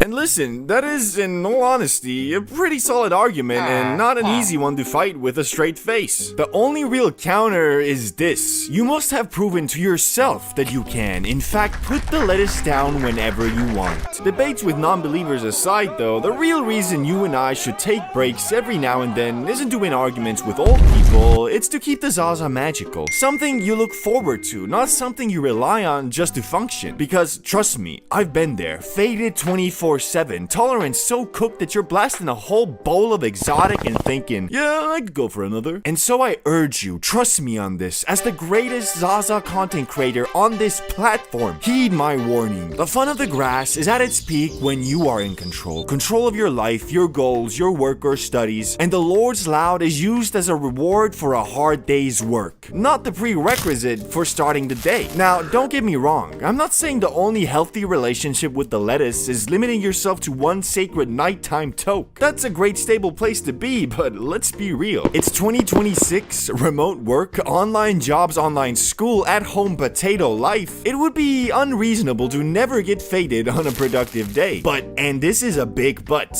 you must do it knowingly. Not, oh, what a great morning. More like, oh, what a great morning. Work. Woo!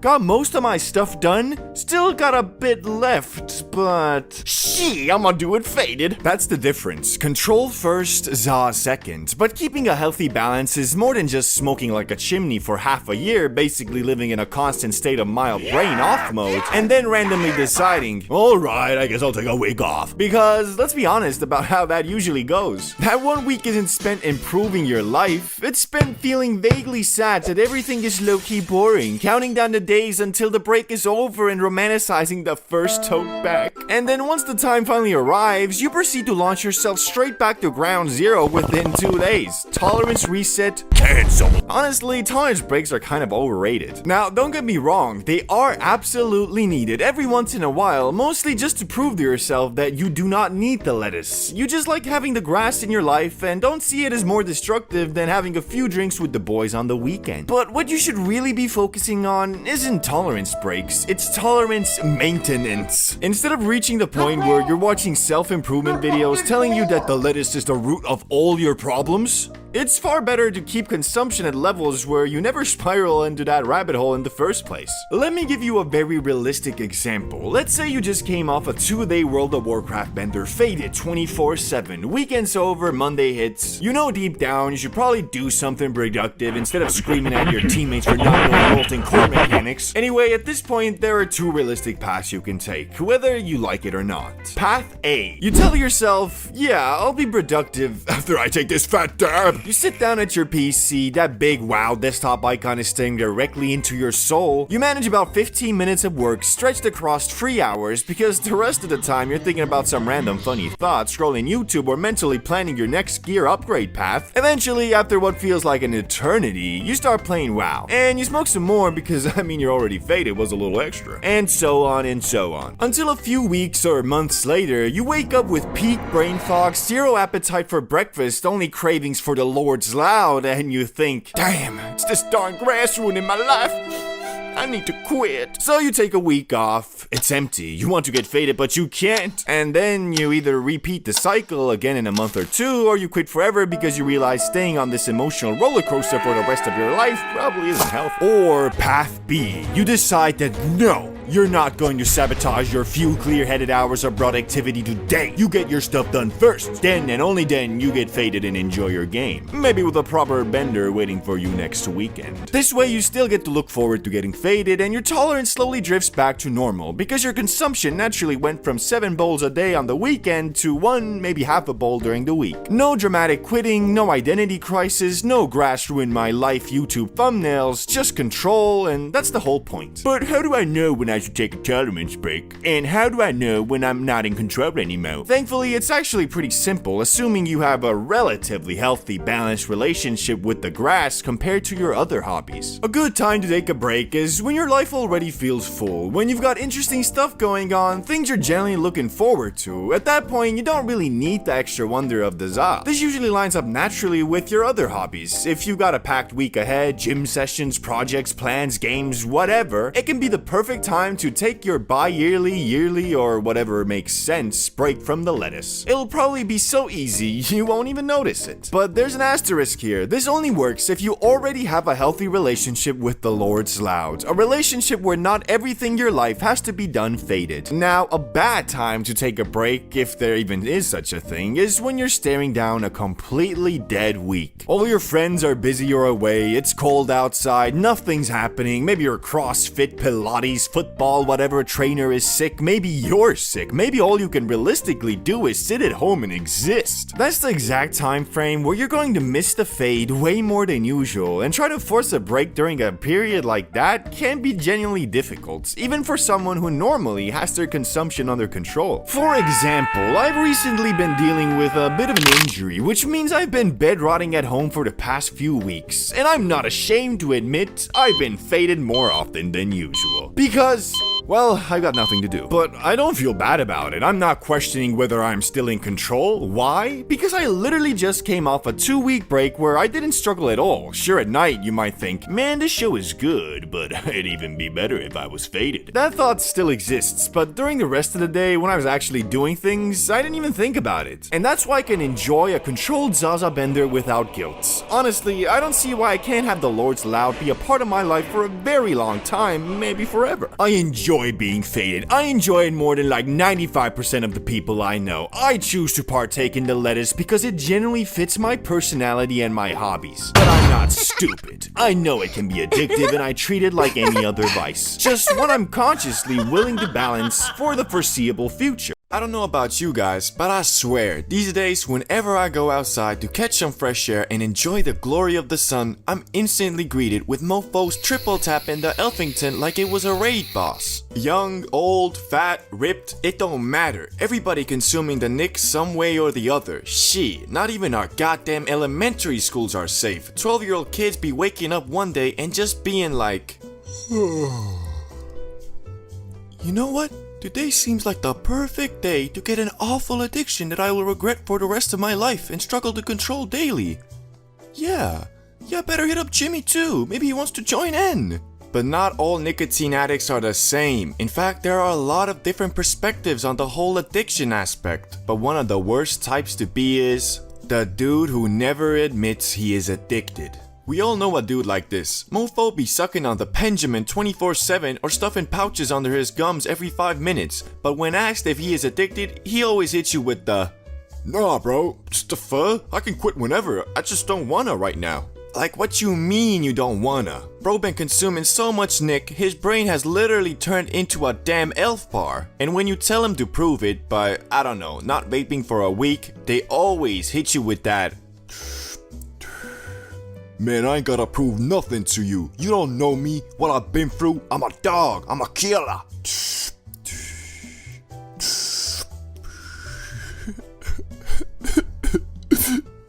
No, it's okay. It's gonna be okay. Even though this dude kinda stubborn, I feel for him. Cause who really wants to admit they can't stop? But this next dude, I don't feel bad for at all. The guy who seems to think it's cool to be addicted. Okay, no one thinks it's nice to be addicted, but I mean, that's what this guy pretty much is. They think vaping makes them cool, and therefore shames others for not wanting to. In reality, pretty much every other nicotine consumer will tell you to never start doing it, and that it's much cooler to just breathe air. So, therefore, this guy is, or at least should be, hated by everyone on planet Earth. And if you ever catch a mofo pushing vape into a homie, just run up on him and slap the shit out of him. Kick him in the balls while you're at it. Or, I don't know, at least spit in his face or something. Fucking asshole. But enough of this hobgoblin, let's move on to the dude who smokes cigs. Okay, this might offend some people, but cigs are goddamn disgusting. And I'm pretty sure they're even worse for you than vaping and nicotine pouches, although don't quote me on that. This guy lives and dies by, "It's all natural, bro," and proclaims, "At least I know what's in it." Like, sorry for hanging on to hope that just maybe, I might not get cancer. Cause this dude already marked his calendar for the good old iron lung. Not much to say except for, man kinda smells, so 1 out of 10. Never touch nicotine, let alone cigs. But now it's time for the occasional addict. Okay, this one is near to my heart, cause sad to admit it, this is kinda me. This dude doesn't have his own vape or pouches or cigs or anything, but that doesn't mean he isn't addicted because he still consumes Nick whenever he's offered or the opportunity arises. Speaking from experience, this guy kind of in limbo cause even though there could be weeks, even months when he doesn't touch the Elfington, but then one day he might go somewhere with the homies and do something like this. You wanna hit this? No. Okay.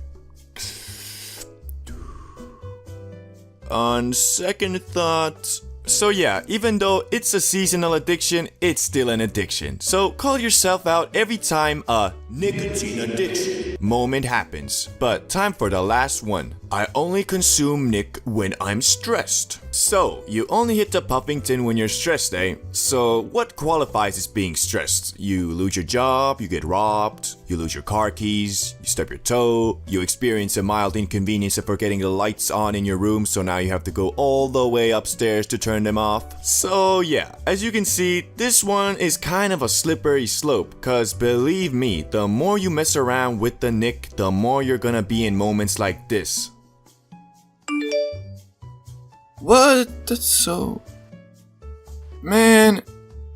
Unfortunately, it's all a ruse, cause in reality, you only consume Nick when you feel like it. So you're addicted, just like everybody else. And a word of advice, don't start vaping, okay? It's not good for you. I think a lot of you guys can relate when I say I f***ing hate nicotine. No, I mean I love it, but I actually really hate it. And if you watch my Types of Nicotine Addicts video, you know that I consider myself a seasonal addict. So pretty much I might be Nick-free for a whole 3 months or something, but then fall back into the trap like, life is so stressful right now, I swear. I got so many problems and worries.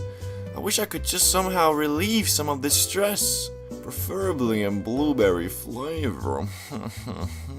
And then I have to start fighting my own damn brain, cause it just starts telling me reasons why I deserve that blueberry stick. You haven't vaped for months. Just buy one, come on. You had a rough day. You deserve it. You have a long day ahead of you. It would be much easier with a little bit of cancerous chemicals. Like, no. F you, brain. I shall not fall under your illusions again. Fool me once, shame on you. Fool me twice, shame on me. But fool me...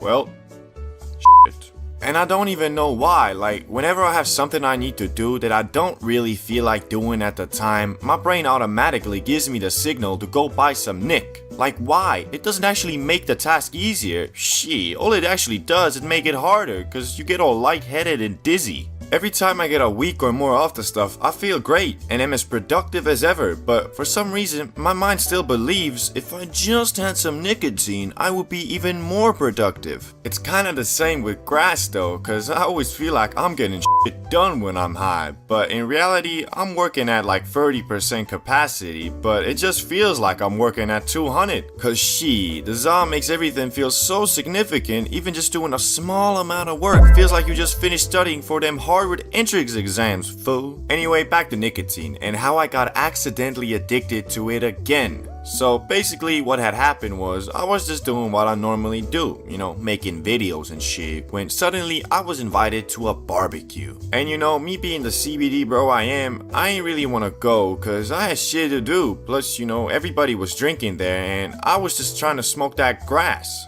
But reluctantly, I accepted, and not to my surprise, everybody there was consuming that Nick one way or the other. And well, long story short, I cracked and took a nicotine pouch from one of the people there.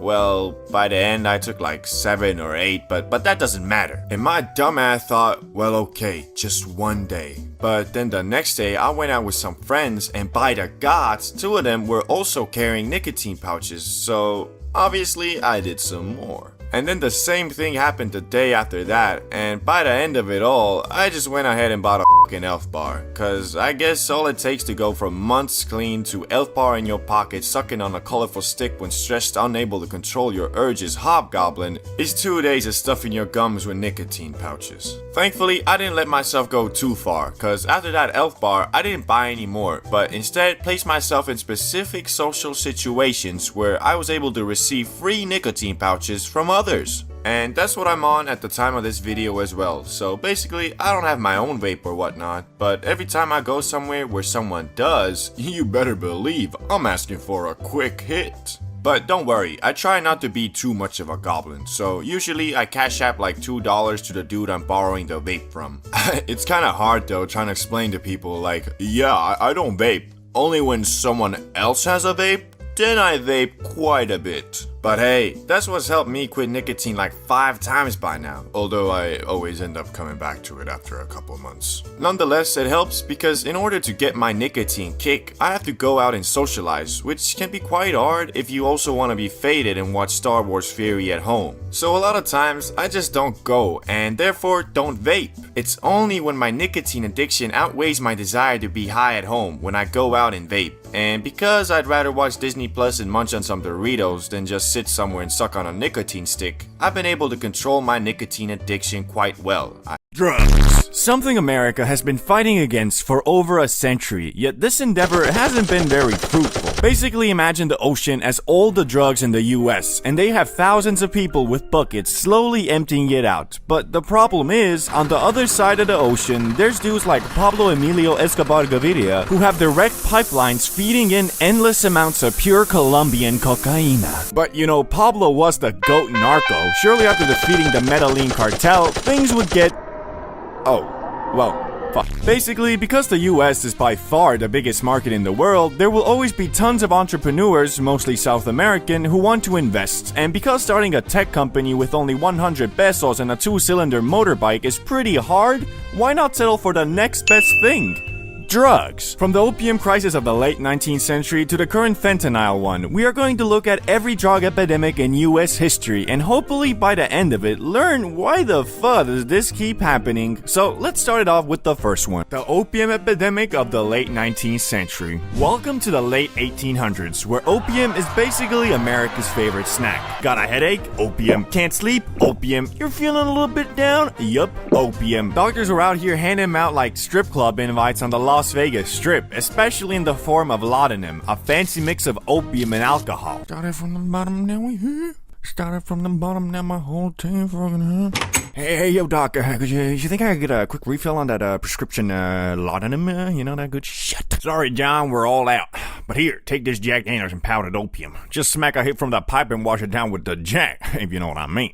That should get you back on track. To rehab. Oh geez, thanks, doc.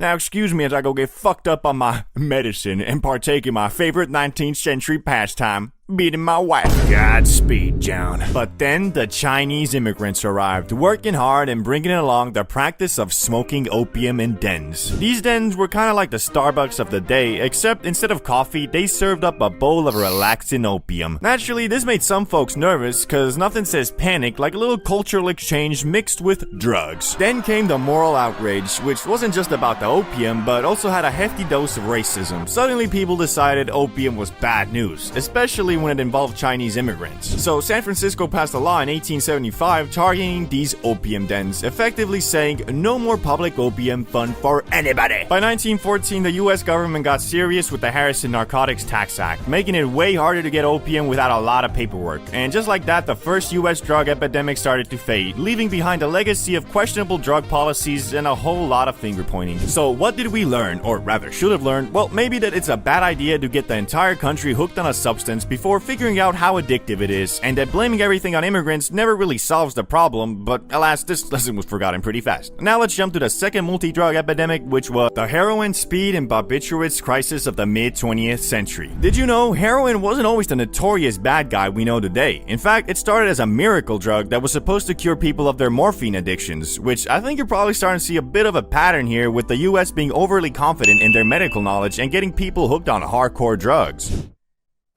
Tom, what are you doing with that morphine? Oh, well, I've had this headache since the morning. Well, good luck with that. Morphine is like super addictive, bro.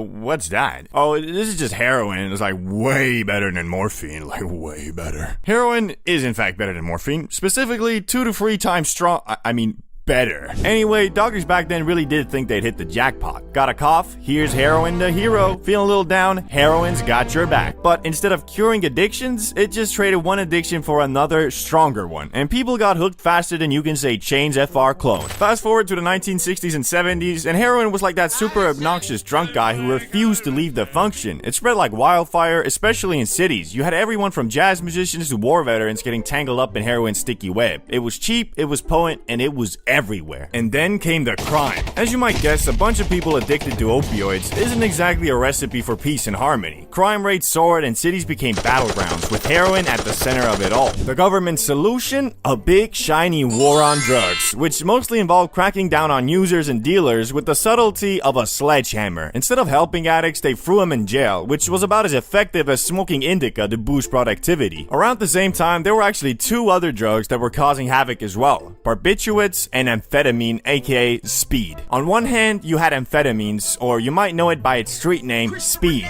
No, not that speed.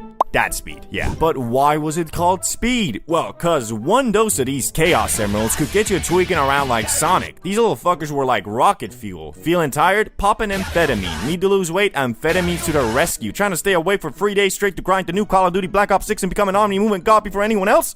Yup, you guessed it, amphetamines. But after all that speeding around, people needed to come down, and that's where barbiturates came in. These were the downers that help you sleep, relax, or just stop vibrating like a jackhammer. Doctors handed it out like candy, thinking they were the perfect solution for everything from anxiety to insomnia. The result? A whole lot of people bouncing between being wide awake and dead asleep, often with a little too much of both. People started getting seriously hooked on this cocktail of uppers and downers, and it turns out when you mix the two, it's a recipe for disaster, like trying to drive with one foot on the gas and the other on the brake. Overdoses skyrocketed, and suddenly, the party didn't seem so fun anymore. It was shortly after Marilyn Monroe and Judy Garland died from a barbiturate overdose, the government finally decided to step in, cracking down on these pills and making them harder to get. And just like that, America had to find other ways to stay awake or chill out. But now we are arriving to the more well-known controversial epidemics, first of which is the famous crack cocaine epidemic 1980s to 1990s. Crack was like cocaine's cheaper, faster little brother. It was easy to make, easy to get, and way too easy to get hooked on. Think of it as the fast food of drugs. Cheap, quick, and leaving you with serious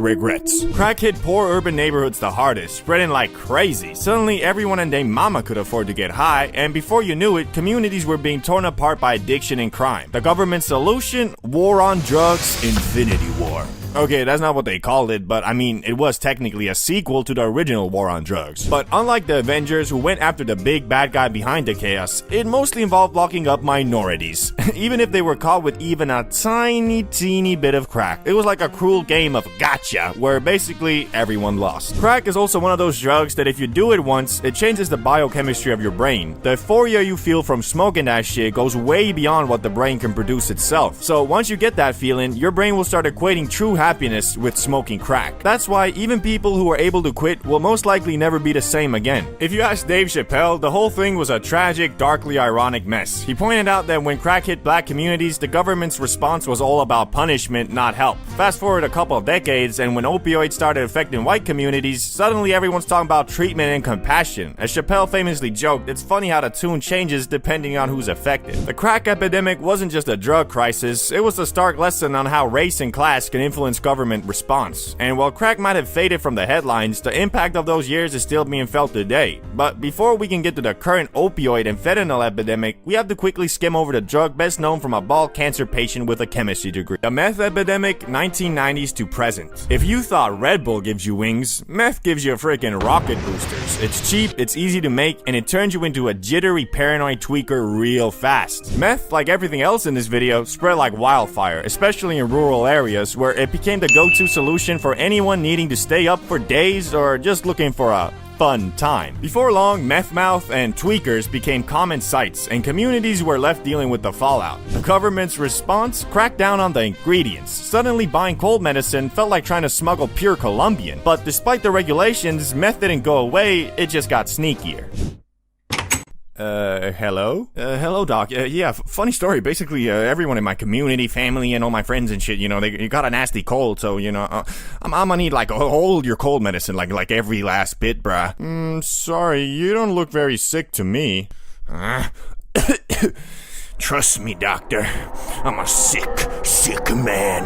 Now give me your fucking cold medicine or I'm gonna burn this freaking place down. Around the same time, there was also the prescription opioid epidemic, but the story there is basically the exact same as the opium one. Only difference being that this time it wasn't technically the government's fault, it was big pharmaceutical companies who convinced doctors that opioids had no side effects and could be prescribed out like Tic Tacs. Spoiler alert, these were some of the most addictive drugs in the universe, and comparable to Thanos with the Infinity Gauntlet, but only like 1 or 2 stones. Now though, we're gonna talk about what happens when opioid Thanos gets all 6 Infinity Stones. The fentanyl epidemic, 2010s to present. Now we're in the 2010s, and if the prescription opioid epidemic was Infinity War, then fentanyl is Endgame. Fentanyl is super potent, like 50 to 100 times stronger than morphine. A tiny amount can knock you out, and by knock you out, I mean send you to the gulag where you either clutch it or it's game over, bro. The scary part, fentanyl is showing up everywhere, often mixed with other drugs like heroin or even cocaine, usually without the user's knowledge. Suddenly, what might have been a manageable, if still bad habit, has become a deadly gamble. One wrong hit and you're dead. The government has scrambled to respond, focusing on harm reduction, distributing naloxone, an overdose reversal drug, and setting up safe spaces for users. But fentanyl keeps spreading, turning every drug purchase into a potentially fatal decision. The practice of meeting a stranger at the club and bonding over some pure Colombian is really dying out, man.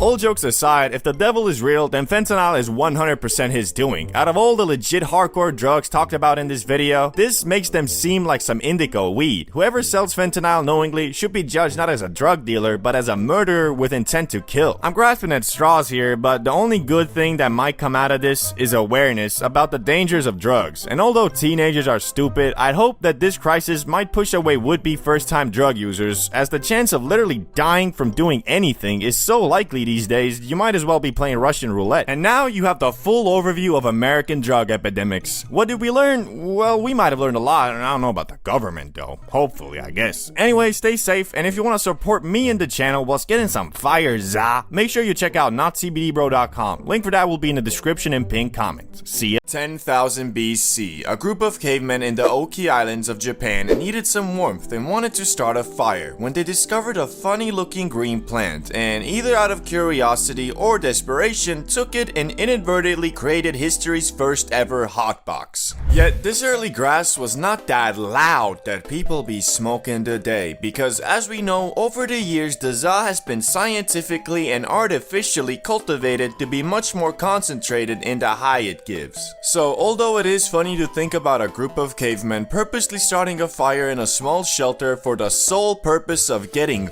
faded in a hoe, it is unlikely that it actually ever happened. Yet aside from this iffy recreational stint in Japan, hemp was first commonly used in the lands that are modern day Mongolia and China for more practical uses like eating it. Which, after saying that, you might be imagining something like this. Yo, what's up? How you doing? Had any fun with those new seeds I gave you? Yo, nah, I actually came here to give them back. Last night I was looking at the moon and I swear that motherfucker was looking right back at me.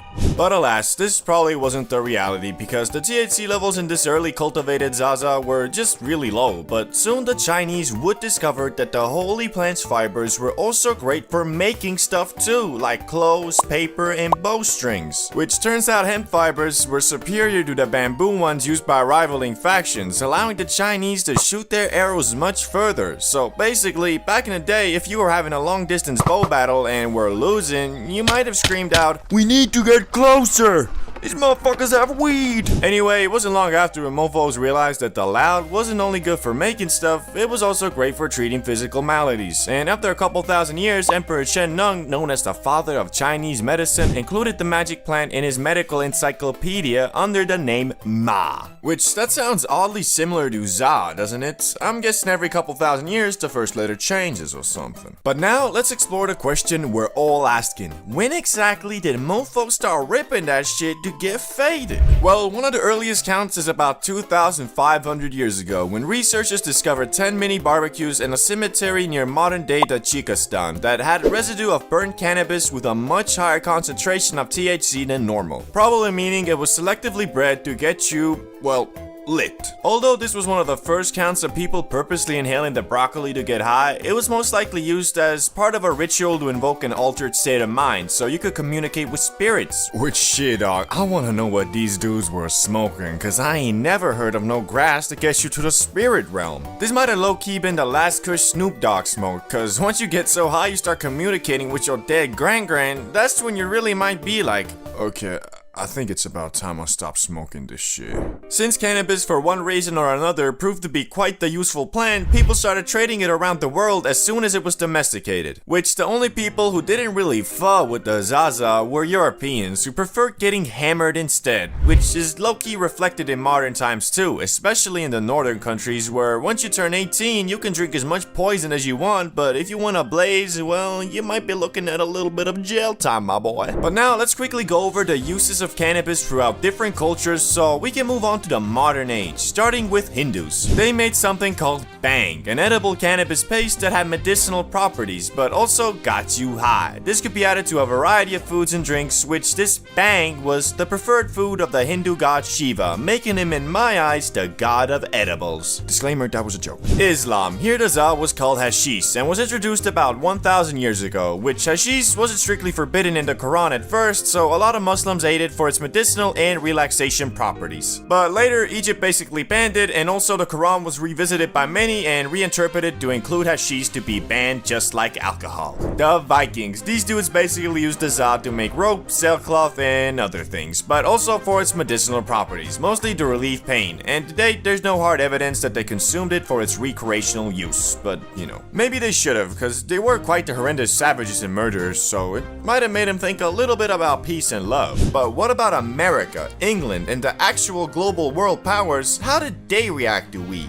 Well, again, like the Chinese, Europeans and Americans at first prominently used the magic green plant in the 16th to 18th century for more practical things like making sailcloth and rope, which the plant itself grew much larger in the New World soil, and combined with the practicality of it, everything started being hemp-derived. Clothes, paper, well, basically anything that required fibers. But the question still remains, when did mofos start smoking that shit to get blasted on the regular? Cause although at some point you, your neighbor, your grandma, your boss, and even George Washington were out here growing weed, wasn't nobody out here rolling them up. Well, until the arrival of Mexicans. The loud version of hemp first arrived in Brazil in the early 1500s by way of enslaved Africans traveling with the Portuguese. And the native South Americans, who are already consuming some other psychoactive substances, quickly started blazing the Zaza too, and its use soon spread across South America and into Mexico, from which in the 1910s is when the loud first spread into the US, via Mexican immigrants escaping the effects of the Mexican Revolution. And almost immediately the good was viewed as a threat, and by 1931, 29 states had banned its use. Although it wasn't really the Zaza that the US didn't fall with, it was unfortunately mostly just racism against Mexican Americans and black citizens of the South, which both these groups were enjoyers of the za to some regard, so it became a scapegoat for racial bias in the US, and they blamed it for everything from petty crimes all the way to murder.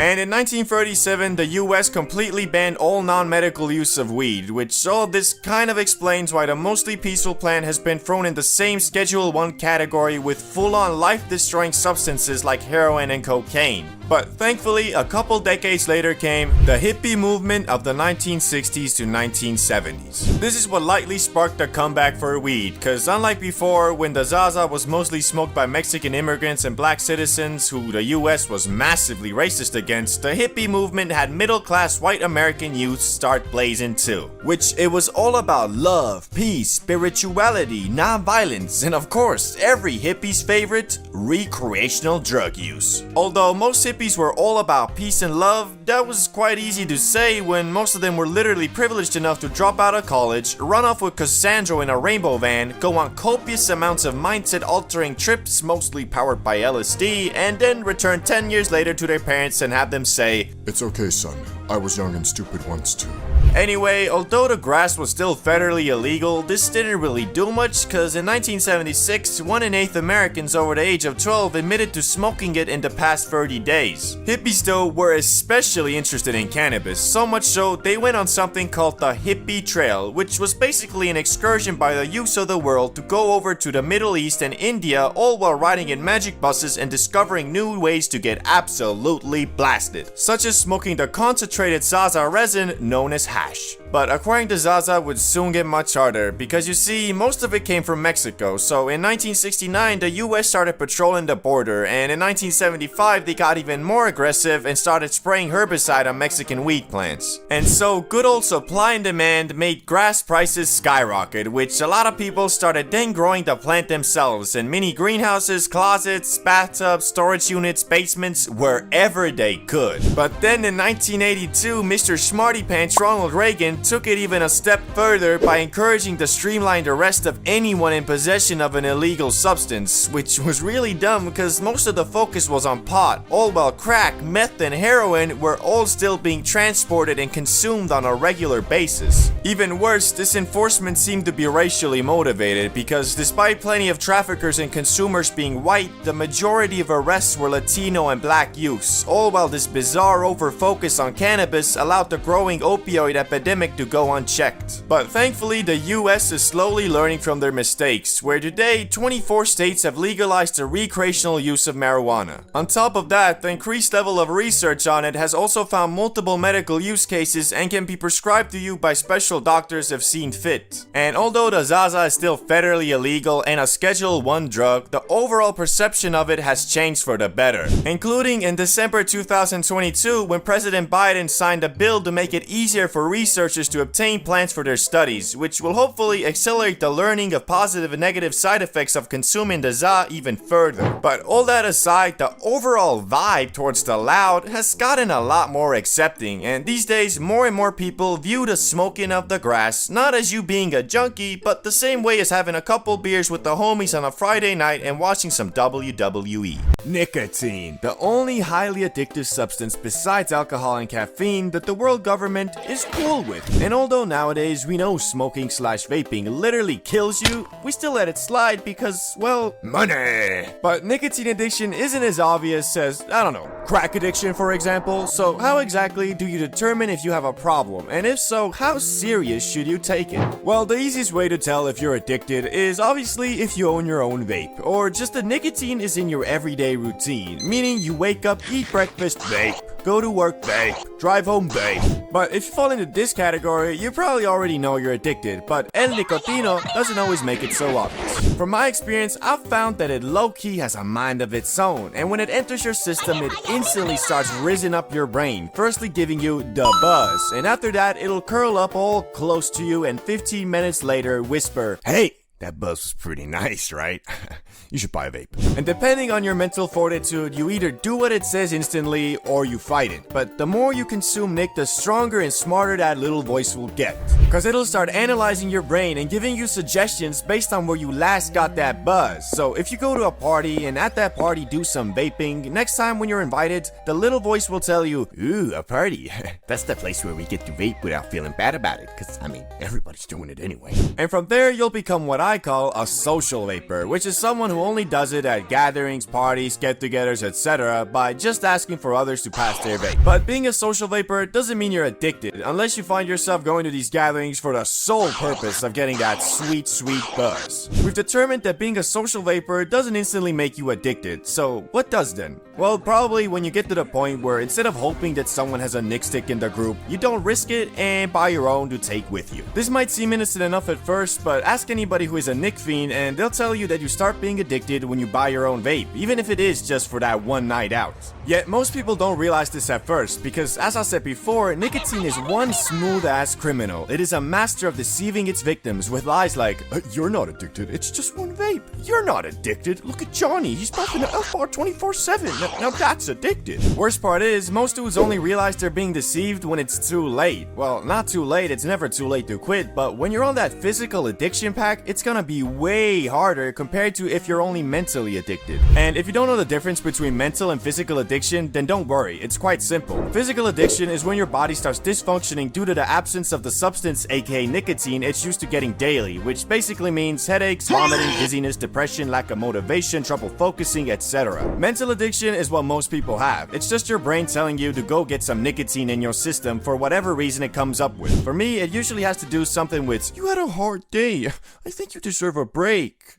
with a vape. Or, oh boy, we got a long day ahead of us. I think some nicotine would really help us through it, don't you think? And you wanna know the worst part? It actually scientifically does make working and concentrating easier. Yeah, here I am talking so much shit about vaping, yet nicotine itself is not actually bad. It's how we get it in our system that's harmful for us. There's been a bunch of studies showing that nicotine helps with accuracy, maintaining attention, fine motor skills, and short-term memory, but only when you have it in your system. Basically meaning nicotine is a lot like caffeine, the only difference being you can drink a cup of coffee made with natural beans and reap the benefits for a while. But with nicotine, you either have to inhale Chinese sweatshop chemicals, stuff nickel pouches under your gums, or smoke a cig, which is like insta-cancer. Well, all of them give cancer, but cigs are the most lethal. That being said, nicotine is still a highly addictive substance, and when you start incorporating it into your daily routine, it's gonna become a necessity very quickly. And although caffeine is similar in nature, getting addicted to it isn't as fast of a process. Also, unlike nicotine, which for 99.99% of people is an unhealthy habit, drinking 1 to 3 cups of coffee a day is linked to a lower likelihood of type 2 diabetes, heart disease, liver and endometrial cancers, Parkinson's disease, and depression. So if you're consuming it in moderation, it can actually be beneficial. Anyway, we've determined that nicotine is a sly fox, understood the differences between physical and mental addiction, but also learned that nicotine itself isn't actually bad. Rather, it's the way we consume it and its addictive nature that's not very good. That being said, if you're getting buzzed from a device you yourself bought, then I think it's safe to say you're addicted to some regard. But now a new question arises. How addicted are you? And I think to answer that, we're gonna have to bust out the greatest video format ever created in the history of man. The 3 levels of nicotine addiction. Level 1. Social vapor. As we discussed earlier, at this point, you kinda just vape on night outs or when you hang out with your friends, but that doesn't mean you're not addicted, it means you're only slightly so, and just equate socializing with vaping. Which, if you're able to keep it this way, you'll be fine, and if you ever decide that, nah, I don't wanna equate hanging out with friends with vaping, you can quit relatively easy. Difficulty, 3 out of 10. Yo, what's up? Give me a fucking puff! Level 2. Dispo Fiend. You couldn't resist the buzz and went ahead and started getting your own dispos. Now you're way more fucked than before cause nicotine is in your daily schedule, so your body is starting to get used to it always being available when needed. Depending on how long you keep daily puffing will determine how hard it is for you to quit, but on average, if you've been hitting it for a couple weeks, I'd say difficulty level 6.5 out of 10. Pretty hard. But an easy strategy to try is if you're not a coffee drinker, start being one. Basically, if you're struggling to go completely cold turkey, instead of a morning rip, try a morning brew. I know substituting one addiction for another doesn't sound that good, but as I said earlier, having 1 to 3 cups of coffee a day is actually healthy. That's also why this method only works if you're not already a caffeine fiend, because if you are, this won't really do much. Level 3. Why are you talking to me? Help me find my vape! Or I'm gonna fucking die! Oh, you're a fiend, a pirate, a capitalist for that nick. You've completely handed over your life to the substance, meaning you don't even try to fight it anymore. Your brain says, get some nick, and you grab one of your 13 dispos or your prized possession box mod and rip until you feel kinda shitty. Difficulty quitting, 9 out of 10, only cause I've met a person who literally uses nicotine pouches like it's a fucking oxygen tank and he's 1,000 feet underwater. Meaning, mans wakes up, puts one under, and then throughout his entire day, instead of alternating between having one between his gums and not having one, the instant he takes it out, he puts a new one in. This dude once tried to quit cold turkey, and I shit you not, 4 hours later, he was experiencing headaches, dizziness, vomiting. That's just sad, man, for real. So to answer the question of if you're addicted to nicotine is, well, if you're already asking that, then you probably are. But hopefully, you were able to identify where you stand currently, and use this video to realize that you're slightly addicted and better to quit now than have it be way harder in the future, or that you've already moved up the ladder and need to take action now before you get to the point of the nicotine pouch guy I told you about.